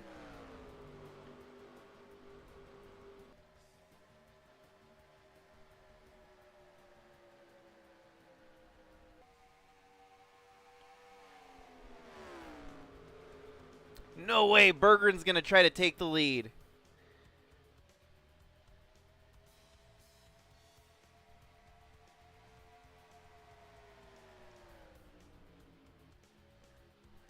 Al Bunch, where the hell did he come from? All of a sudden now Al Bunch is in the mix with 23 laps to go. This race has really gotten wild and crazy at the end of it here. We had 38 laps to go, and I think we've seen the lead swap hands about 10 times. I know I'm exaggerating a bit, but it's had to have swapped at least 10 times in the last 15 laps. It's wild and crazy here. There's definitely fireworks going off down here tonight in Kentucky. It may not be the 4th of July yet on the West Coast, but it's definitely heating up on the East Coast. Fireworks going off, and now Taden Berggren to the lead. Al Bunch up to 2nd. Whoa, whoa, whoa, whoa. Berggren out of nowhere has a mechanical failure up to the lead. What the hell was that all about? Engine failure. No, the 67 had the engine failure. What the hell was that all about? So now Cooper Dwight gets a sizable advantage here with 20 laps to go. It's like the 43 just crapped out there.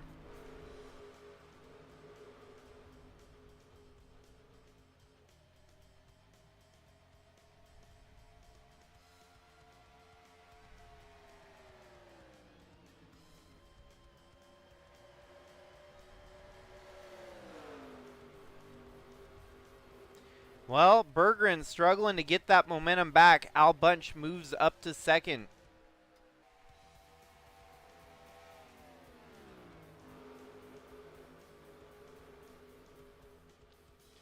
Someone might be able to walk out of here tonight stamping their ticket to the Sigma All-Star event at the end of July here.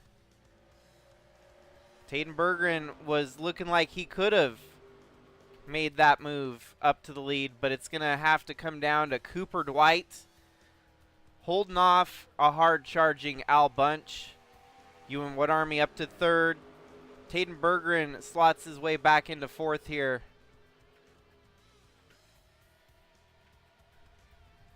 Jimmy Logano with a very respectable 11th place run here tonight. Eli the Wolf in 10th. Bradley Ream in 9th. Braden Varga 8th. Tom Cording 7th. Cording Brothers Motorsports having a solid night as they have been pretty much all year long. Rich Roy in 6th. James Fireball Robert in 5th. Taden Berggren, I don't know what happened there. It's almost like he had a fuel pickup issue when he went to go take the lead. I mean, the excitement was getting almost too palpable that something had to give.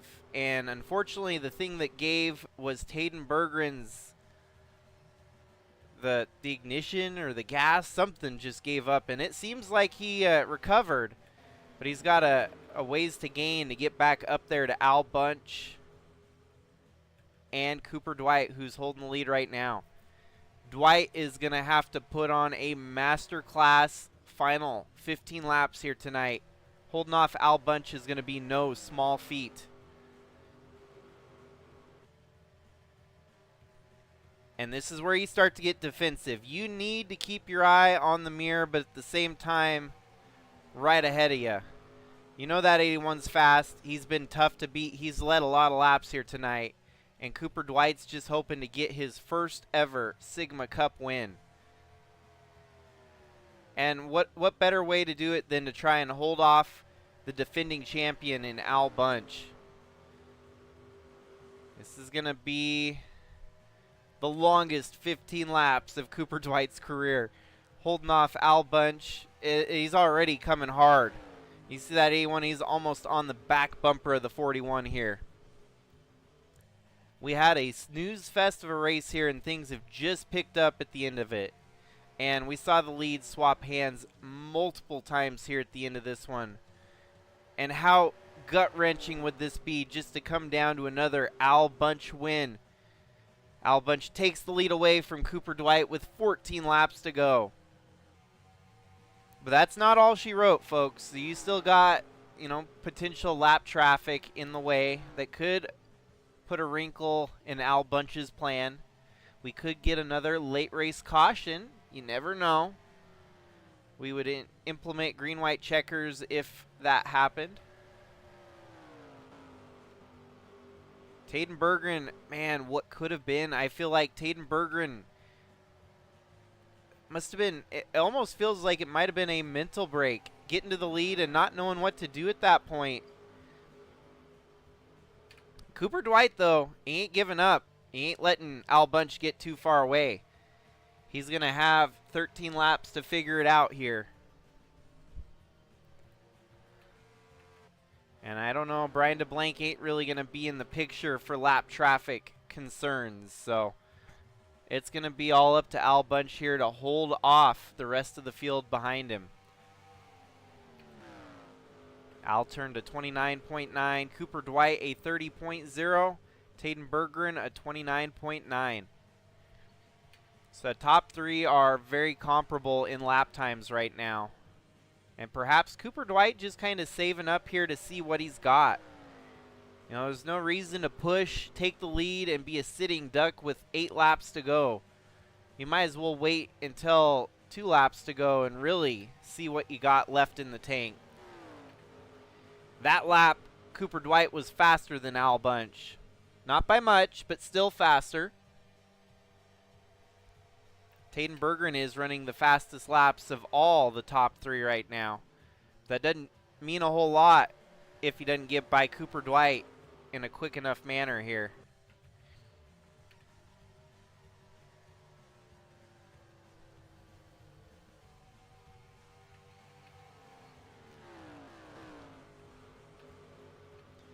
Al Bunch was fastest that time. With 10 laps to go, this is starting to look more and more like an Al Bunch knockout blow at the end of a race. I don't know where the hell he came from, honestly. You know, that was what really blew me away, is seeing that 81 up there in third all of a sudden. Came from deep in the field, putting on a stellar performance, as we all know he's capable of. Sometimes the rest of the field wishes he wasn't capable of such heroics at the end of a race. But here we are, 9 laps left to go, and it's Al Bunch alone at the front. Taden Berggren may very well be the only other guy capable of hunting him down here. We saw the speed out of Taden Berggren. Man, heartbreak central if he couldn't get it done. I mean, he was going for the lead, and it faltered on him. It was the weirdest thing I've ever seen here in the Sigma Cup Series. How could you go for the lead and then hit like a freaking roadblock, it looked like. It slowed up so much that Cooper Dwight got out to a sizable lead. Wow, and now Dwight and him are duking it out side by side.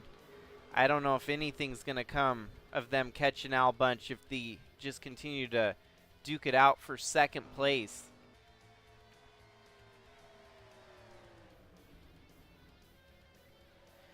But I mean, if something were to happen to Al Bunch, it's really big to be running in second place here. You never know if the 81 could blow its engine any moment.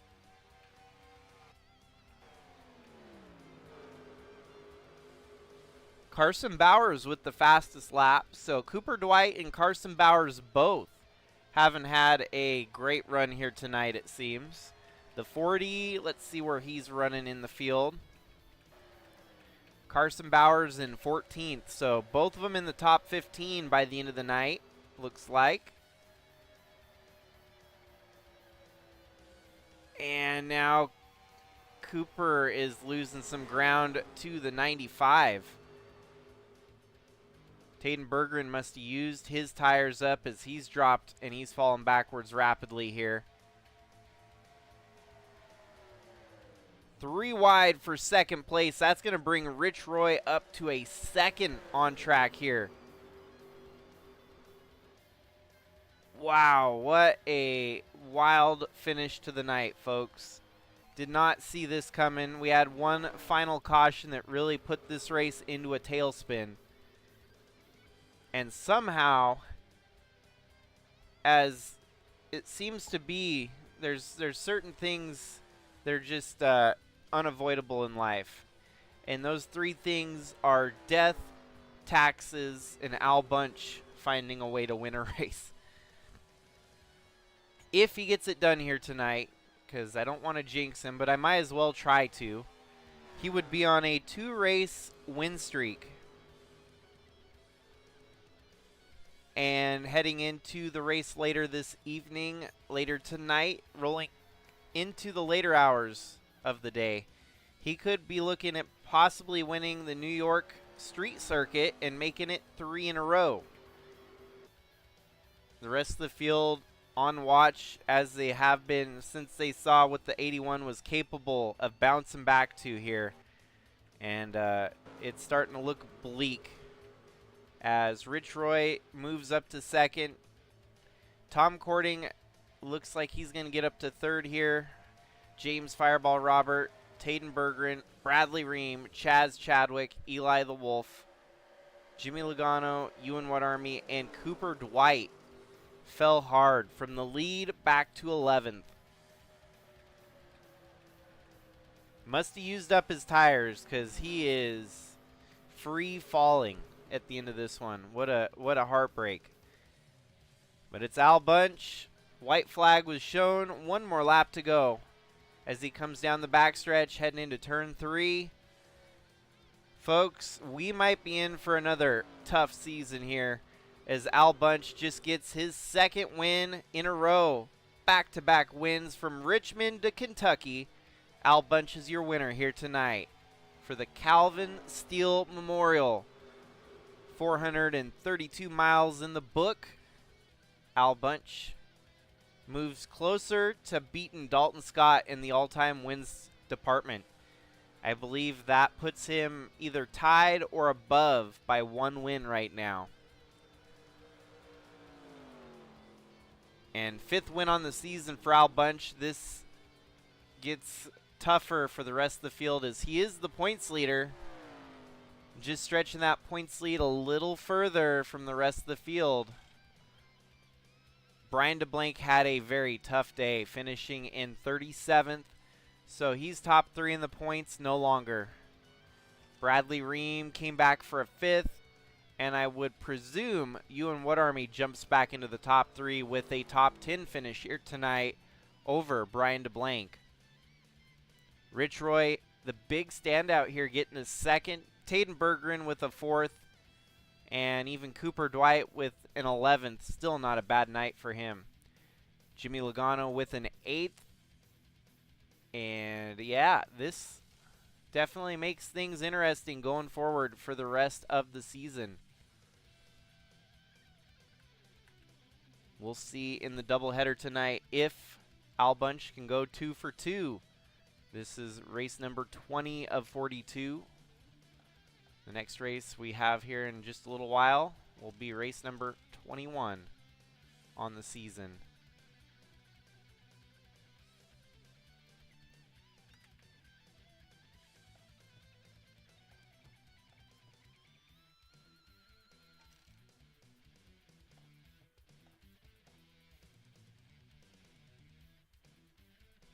Thanks again, folks, for tuning in here at the end of this one. It got very interesting. And stay tuned here. We will get rolling into the next one. I know it's late. It's very late. I anticipated a late night, but this will get me pretty much all caught up and give me the time to take a July break here.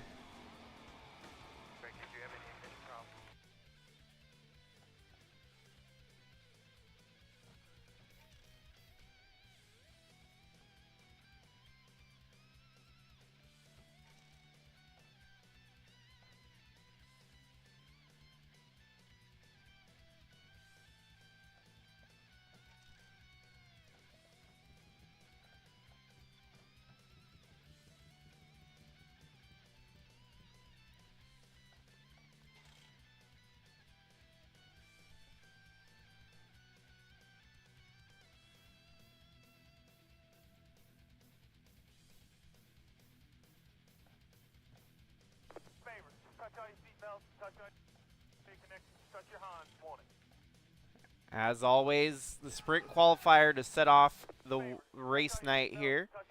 These are going to be your drivers trying to make it into the New York Street Race main event.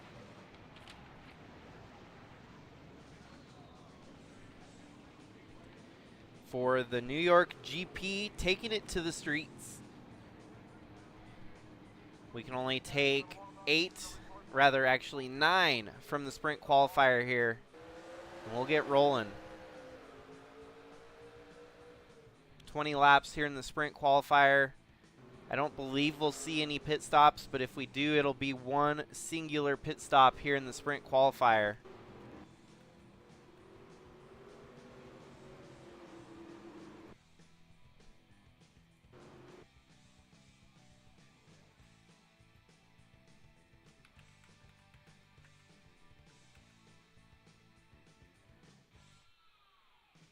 Sorry, I'm pulling the veil off, folks, that I'm trying to get the last race saved. Usually that's why it takes a little longer between events. I got to do some bookkeeping. But since the sprint qualifier, we don't really need to watch it lap for lap. We'll watch the rest of it once I get done with this here. Just hold tight. Congrats again to Al Bunch on getting his 5th win on the season there at Kentucky in the Calvin Steele Memorial. A big win, no doubt.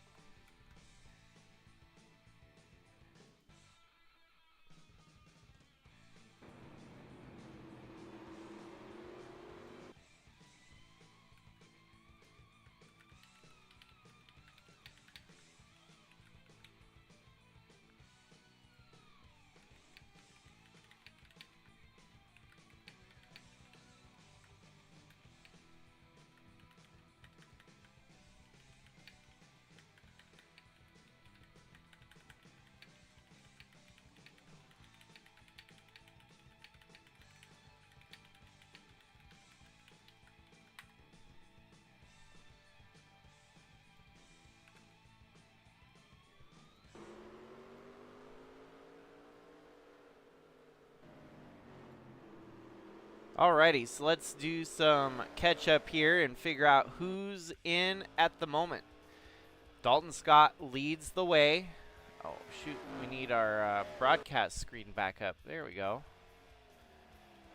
2 laps in, Dalton with the fastest lap, looking to make it into the main event yet again. Behind him, he's got Ant Me Person, Eli the Wolf, Jordan Walker, Carson Bowers, Maggie Reams, Cooper Dwight, John Brinker, and Jack Davis in 9th.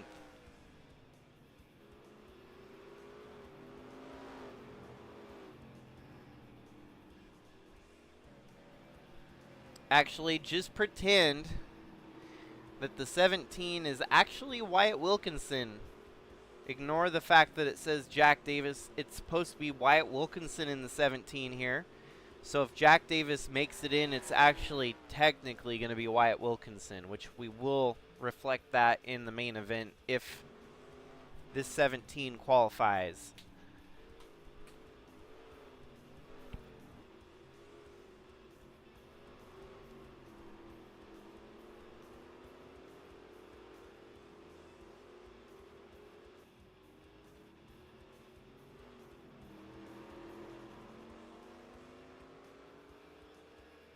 So our main event here tonight is going to be 80 laps long. Definitely a wild card race, as we've never raced here before in the Sigma Cup. We have seen some standout road course ringers here in 2025. Dalton Scott is definitely one of those drivers. Brian DeBlanc is no slouch when it comes to these road course street circuit events. So expect to see the 85 up front here tonight. And just, don't forget about Al Bunch. It doesn't matter what track you throw him at. He's going to find a way to win. And I don't know if there's any slowing him down. It always seems like the summertime is where Al Bunch really starts to click. If we look at the amount of wins that he had last year, 15 wins, obviously. But during what time of the year did he get all those wins?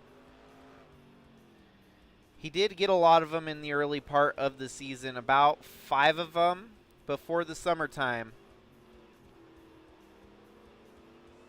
There you go. So once you get to Fontana, that is July 6th. He ended up winning 1, 2, 3, 4.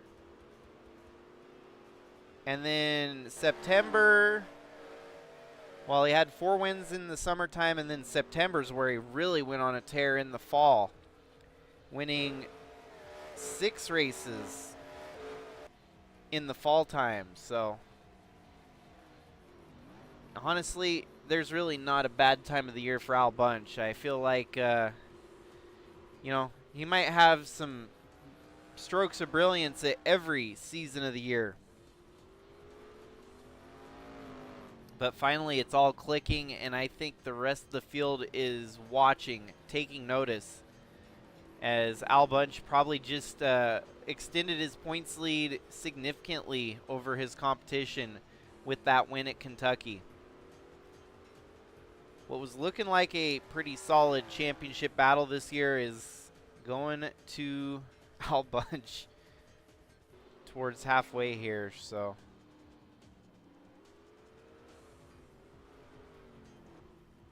apart from this race, we do have the 777 annual on July 7th here coming up, and that will factor in the last of the races that someone can actually win their way in to the All-Star event at the end of July here. So 2 more chances for the first ever inaugural event of its kind, the Sigma All-Star event.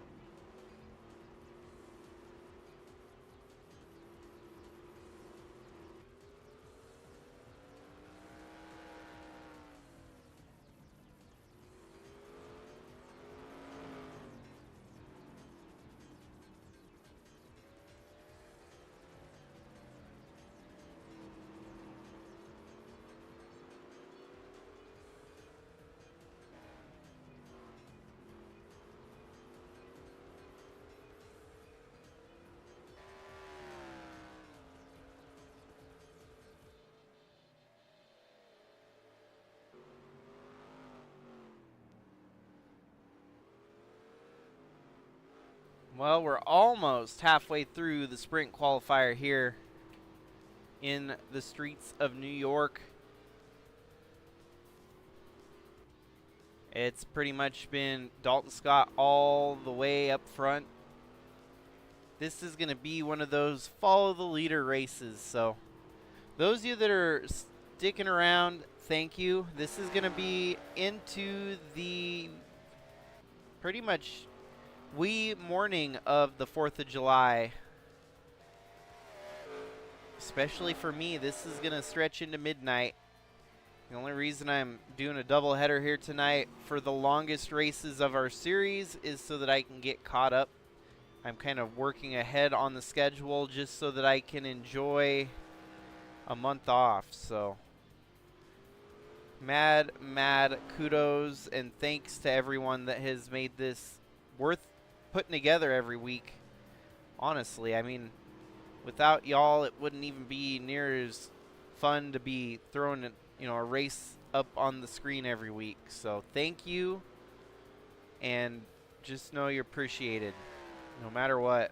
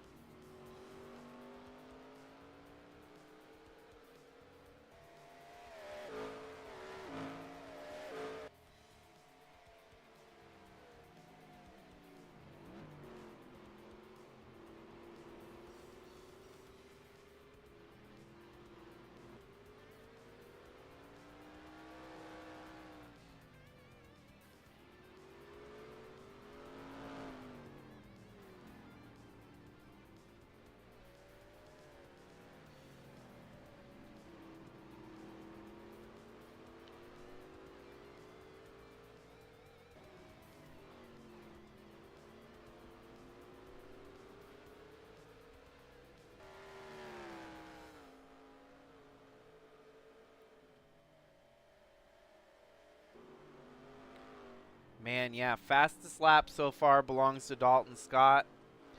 Halfway through the sprint qualifier, we've got 11 laps left to go here, and we'll find out who the 9 drivers joining the main field are here tonight.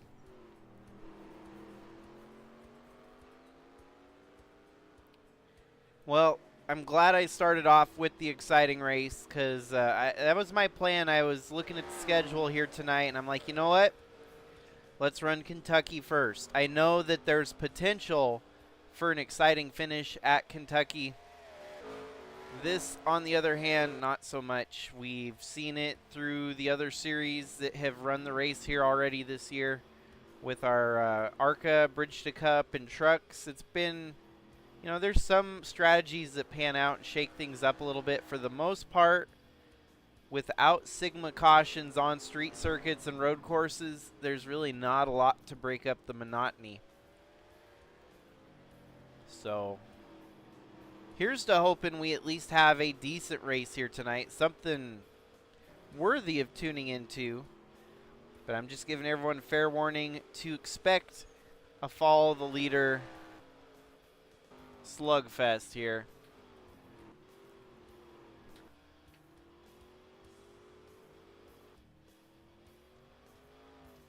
Enough can't be said about Dalton Scott on his farewell tour.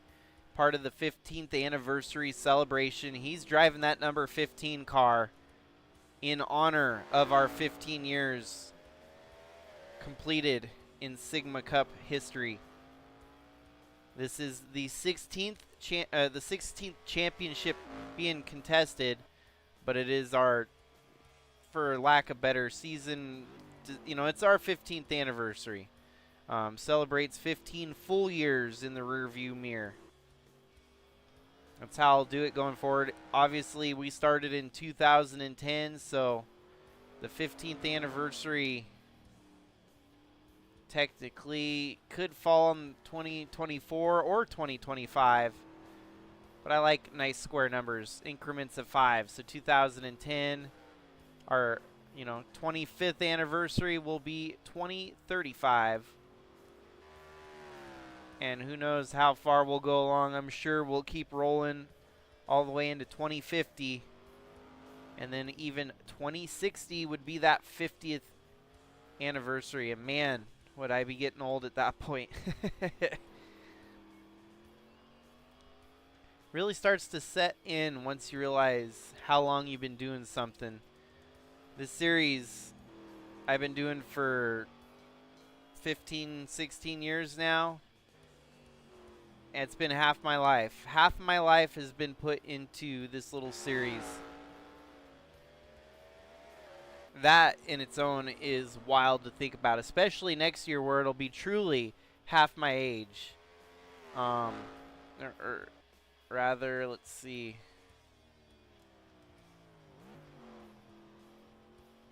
One of the years that I'll turn such age that it'll be, I'll truly be half, it'll be half as old as me, and it's coming up.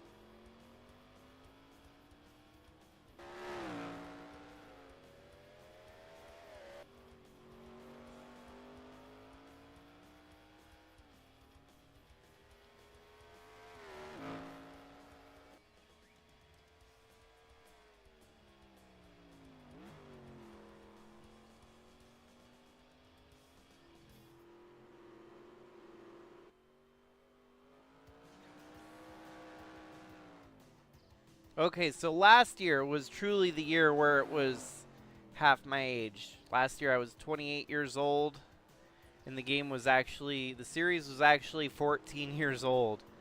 So 14 to my 28, obviously I'm 29 this year, and it'll only get further from that midpoint the longer it goes. So congratulations to me on starting something when I was 14 years old, and it's seen 14 years of excellence. So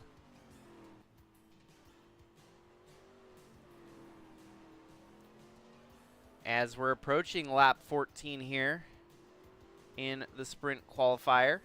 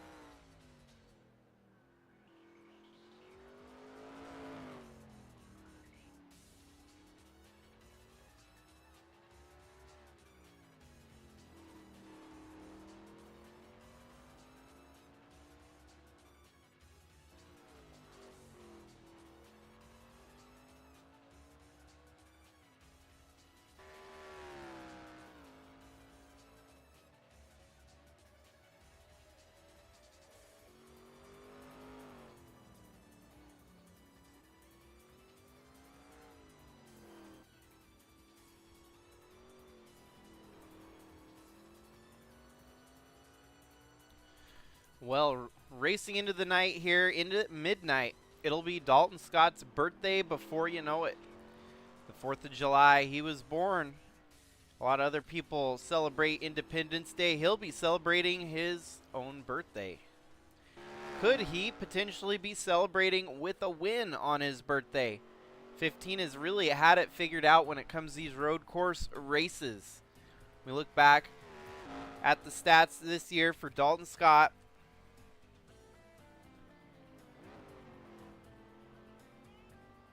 He's had a win at Riverside and a win at Brands Hatch, as well as Sonoma. So 3 of his 4 wins have come at road courses. Tonight, Al Bunch may be in for a bit of a rivalry to win this race on the streets of New York when he's got Dalton Scott to deal with.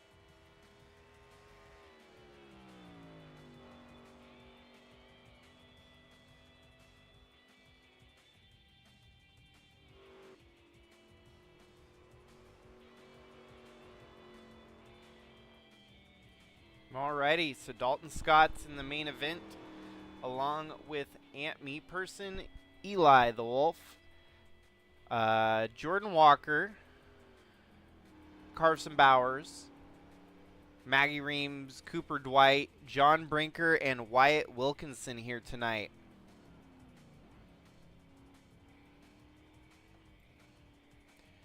Currently, race 21 on the schedule. We are halfway after tonight, and things are really going to start getting down to the nitty-gritty for the championship battle.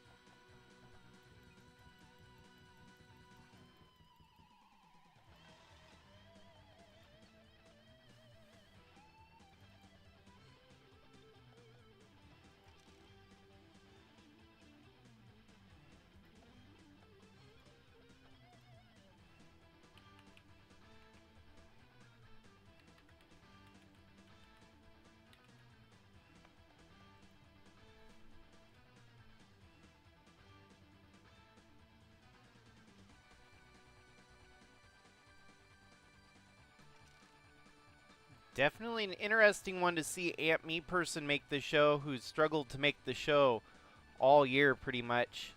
We'll see him join the field here shortly, along with Eli the Wolf, Jordan Walker, Carson Bowers, Maggie Reams,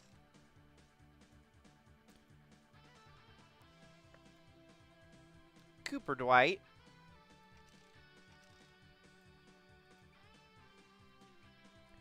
John Brinker,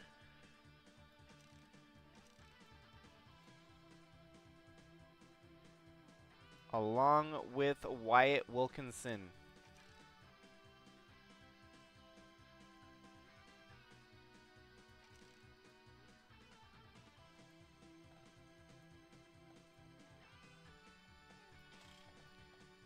So, for those of you that are still tuned in, go ahead and just get ready for another long one here tonight. It shouldn't take much more than a couple hours, but it'll definitely be on the couple hours side. So, New York GP, 80 laps for a grand total of 175 miles here tonight. So, we'll see how things pan out. This will be the first time the Sigma Cup Stars take on the streets of New York. Heading on into the 4th of July here tonight. So,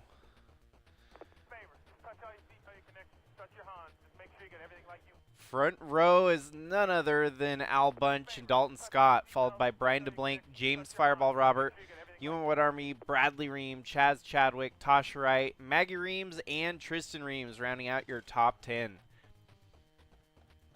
So, could Al Bunch make it 3 in a row?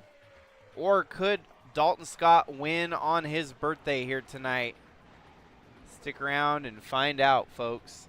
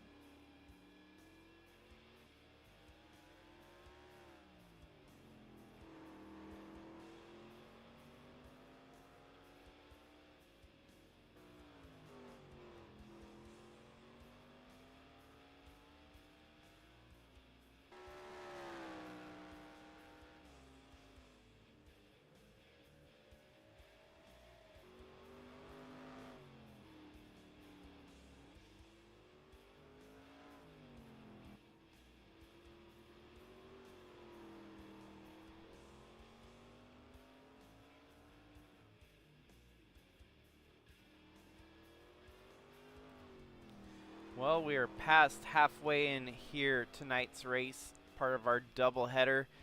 The streets of New York, the New York Grand Prix. Brian DeBlanc has led pretty much from the start. 2 retirements in the race, Tyler Shangle and the 9 of Braden Varga. Let us see what happened to Tyler Shangle at midway here.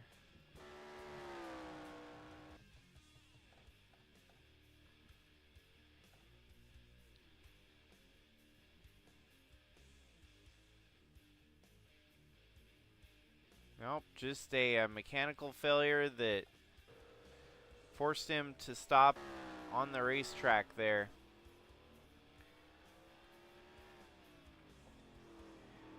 Not sure how strategies are going to pan out here today. Al Bunch is about 8.3 seconds back of Brian DeBlanc, who's dominantly led since the start. He's led 43 laps. Al Bunch has led 2. We'll see how the strategy pans out here, because it might get a little topsy-turvy.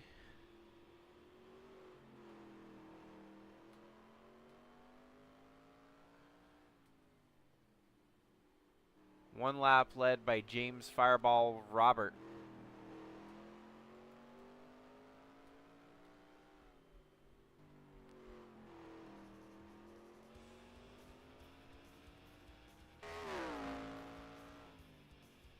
Obviously, a happy 4th of July to those of you on the East Coast.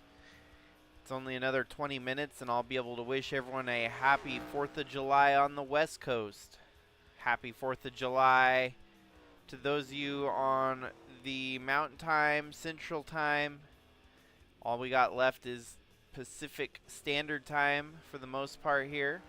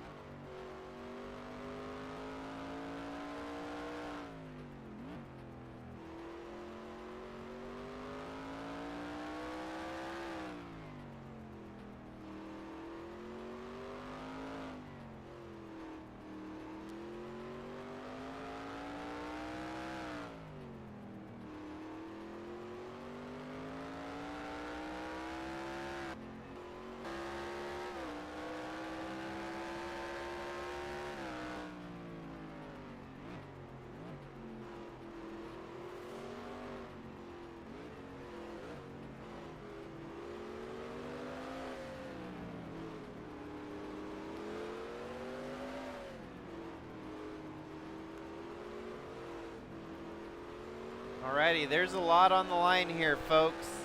As you're looking, Al Bunch is trying to close the gap to Brian DeBlank. Lap traffic is helping him close that gap significantly here as Brian DeBlank is having troubles getting around some of the lap traffic here. And that's going to bring Al Bunch back into the mix, looking to get his third straight win in 3 races. He's going to have to get around Brian DeBlank, and he's going to need a little bit of luck, a little bit of help to get it. I think he's got the advantage on tires. That luck is starting to strike here for Al Bunch to try and close the gap on the 85. So the race ain't over until it's over. Sometimes strategies do change up the entirety of a race once in a while.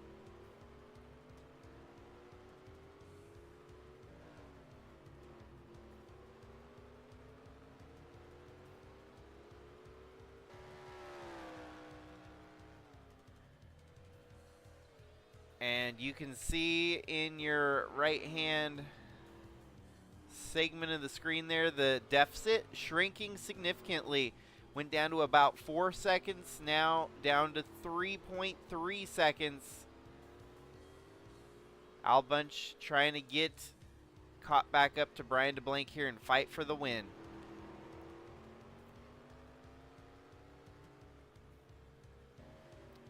Would be a tough day for Brian DeBlank dominating this race if he somehow manages to lose it to Al Bunch. The rest of the field doesn't really have any shot here tonight. 17 seconds back is You and What Army. 18 seconds back, the birthday man, Dalton Scott. And Chaz Chadwick in 5th. So LFG Motorsports looking stout here in the doubleheader segment tonight. As well as Rich Roy. We're starting to see some trends develop amongst some of our drivers that you don't always see running up front. Thanks again, folks, for staying tuned in. This is about to hit the 5-hour mark here tonight, but it's not over.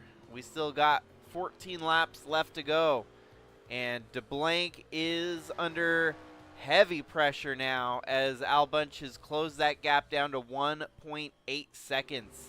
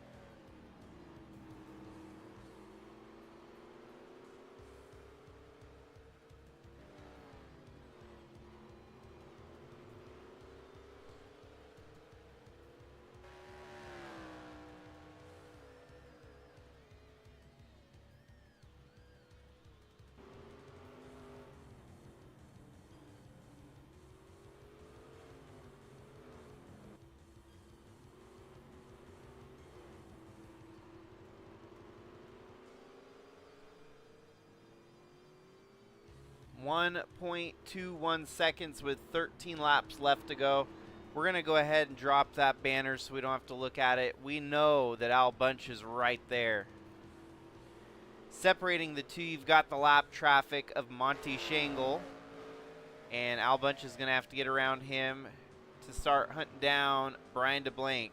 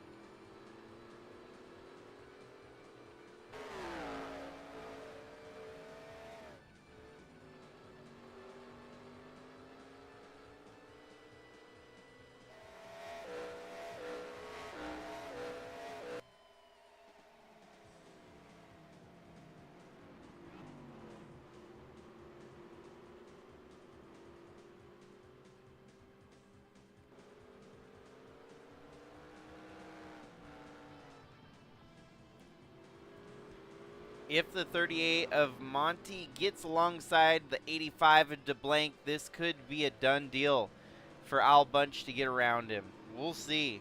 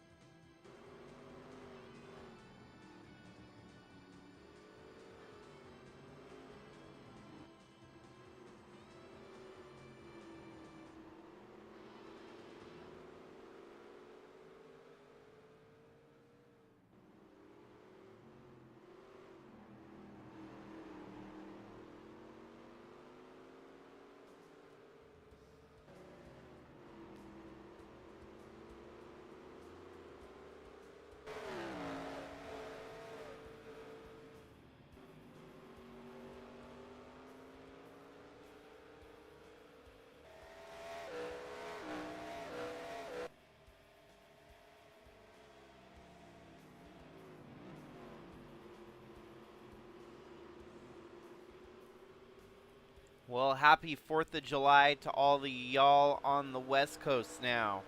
It's officially midnight and July 4th, and I am super tired. But I'm here soldiering through with y'all to get to the end of this one. 10 laps to go next time by, and someone is going to be crowned winner here tonight on the streets of New York. At the moment it is Brian DeBlanc, and he's got a 1.16 second lead over Al Bunch. Now 1.09. So Al Bunch continuing to close the gap little by little. Al Bunch should have the slight advantage on tires here as well. And look at that, the 38 of Monty trying to close up on the 85 and force him to maybe lose a spot here.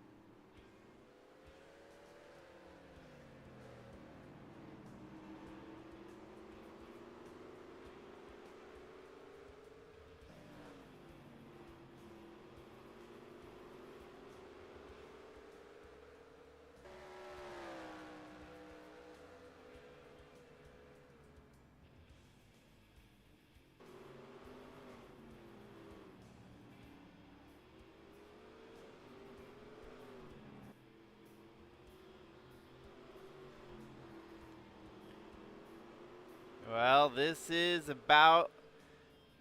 Ooh, wow. Okay, the 85 holds off the 38 there, but this is not looking pretty for Brian DeBlanc. Lap traffic is actually racing him harder than the lead lap cars right now.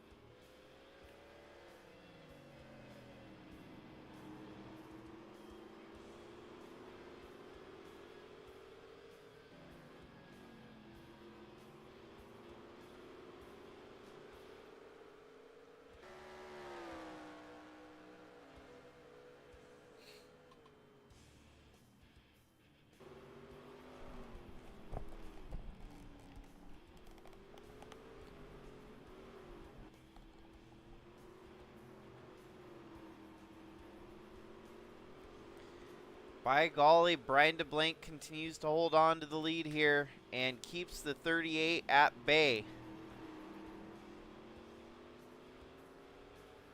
Laps are definitely going to start working in his favor here soon. If he can keep that 38 behind him, he should also be able to keep the 81 at bay. Al Bunch under attack now by the 42 of Belafon. That ain't good. He's going to have to keep the pace up here to try and get with the 38 and the 85 ahead of him.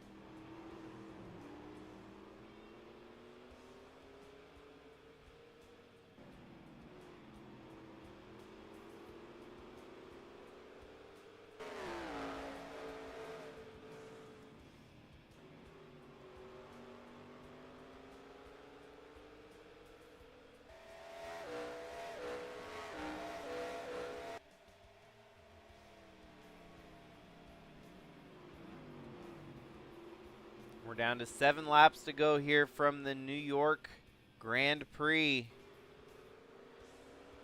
Take it to the streets. See how it all falls down the waterfall here. And it's looking like Brian DeBlanc might be able to hold off the 81 here.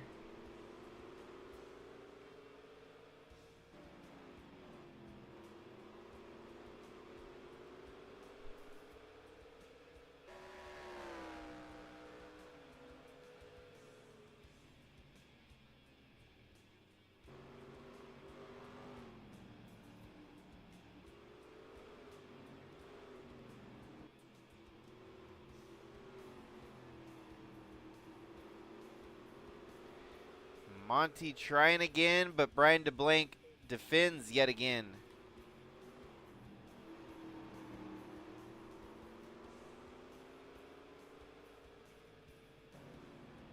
Catching the leaders one thing, passing them is a whole different ballpark.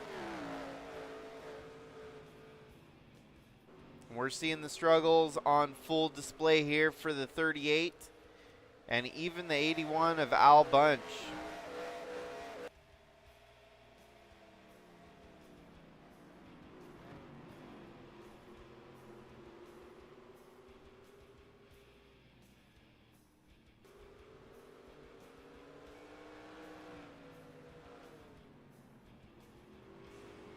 Still going to be a few more opportunities for all the drivers involved here to make something happen. With just 5 laps to go next time by, we'll need to see a little bit more action if the lead's going to swap hands here in the final 5 laps. Al Bunch thinking about it, thinking about getting alongside the 38 for what would be a spot closer to the leader.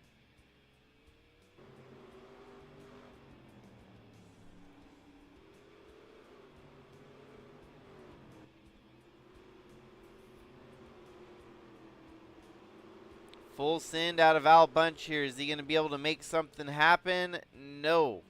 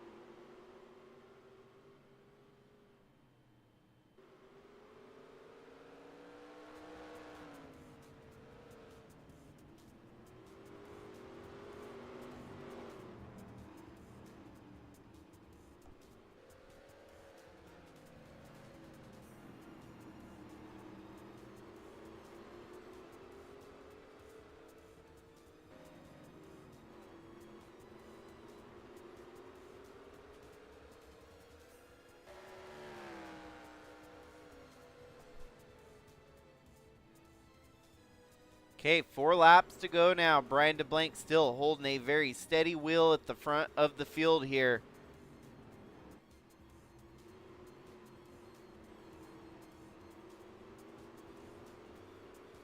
Monty in the 38 still thinking about trying to make a pass. I would put him back on the lead lap, so it's not for a whole lot, but it's still for bragging rights of a sort.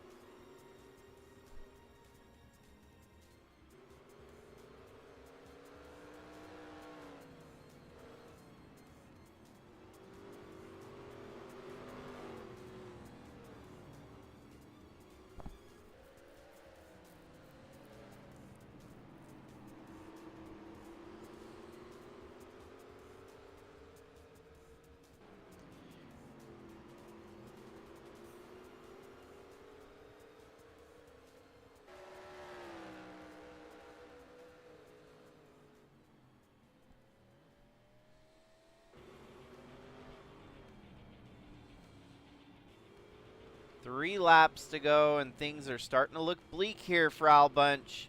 He needs a lucky break. He's really going to need that 38 to get around the 85 here to really get things rolling for the potential to get the win. Heck, even getting around the 38 would help Al Bunch a little bit here, but the advantage would definitely go a lot further if the 38 gets side by side with the 85, causing him to lose some ground.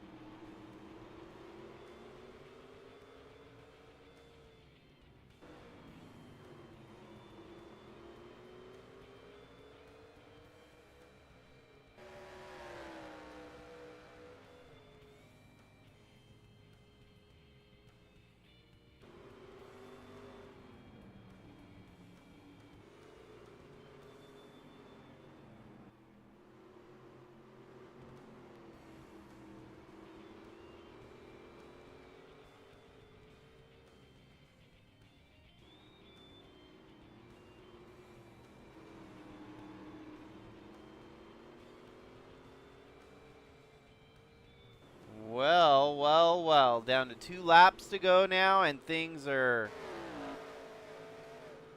closing up quickly here in tonight's race.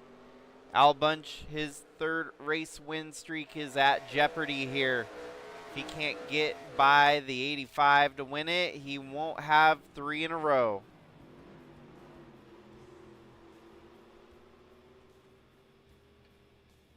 Monty knocking on the door yet again. Wow, goes way wide there.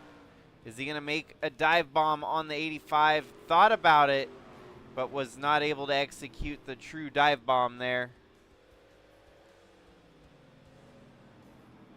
Making a move on your leader, though. Here comes Monty Shangle. Lap down car messing with the lead here to try and get the leader a little bit scrambled. Oh, and not quite. Closes the door. Monty puts it in there, keeping the 85 on a slower line, I believe. Wow, what could happen here if the 38 gets side by side with the 85? Could Al Bunch find an opening to start closing that gap as well? One more lap after this one, and Brian DeBlank has dominantly held the lead for so long here today. Could he potentially be at risk of losing it? 42 of Belafon also opening up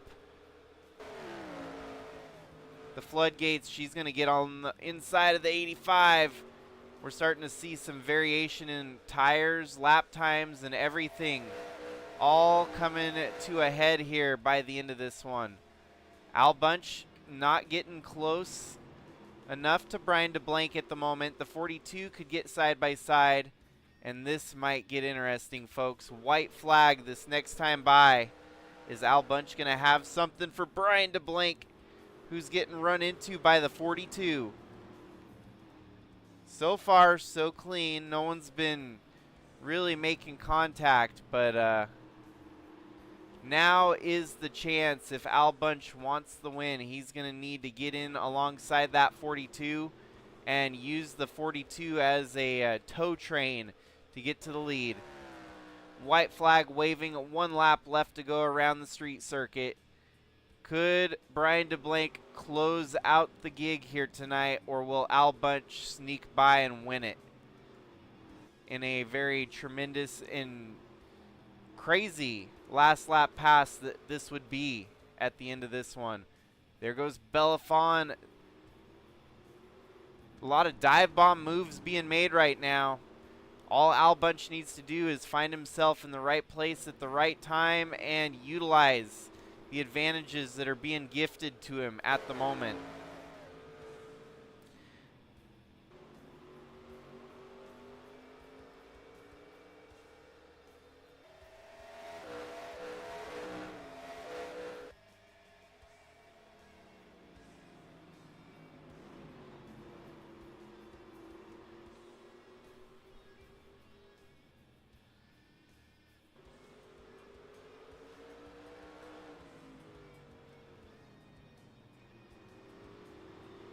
Only a couple turns left to get the job done here. And it's looking more and more like Brian DeBlank's probably going to have the job done.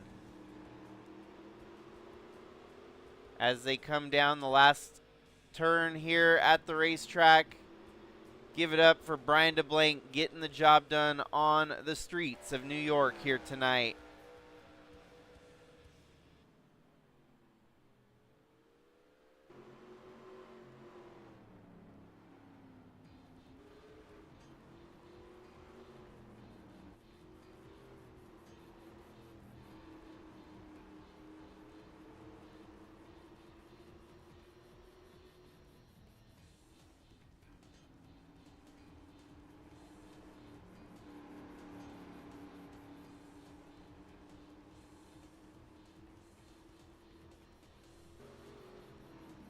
Well, that, folks, is a wrap here tonight.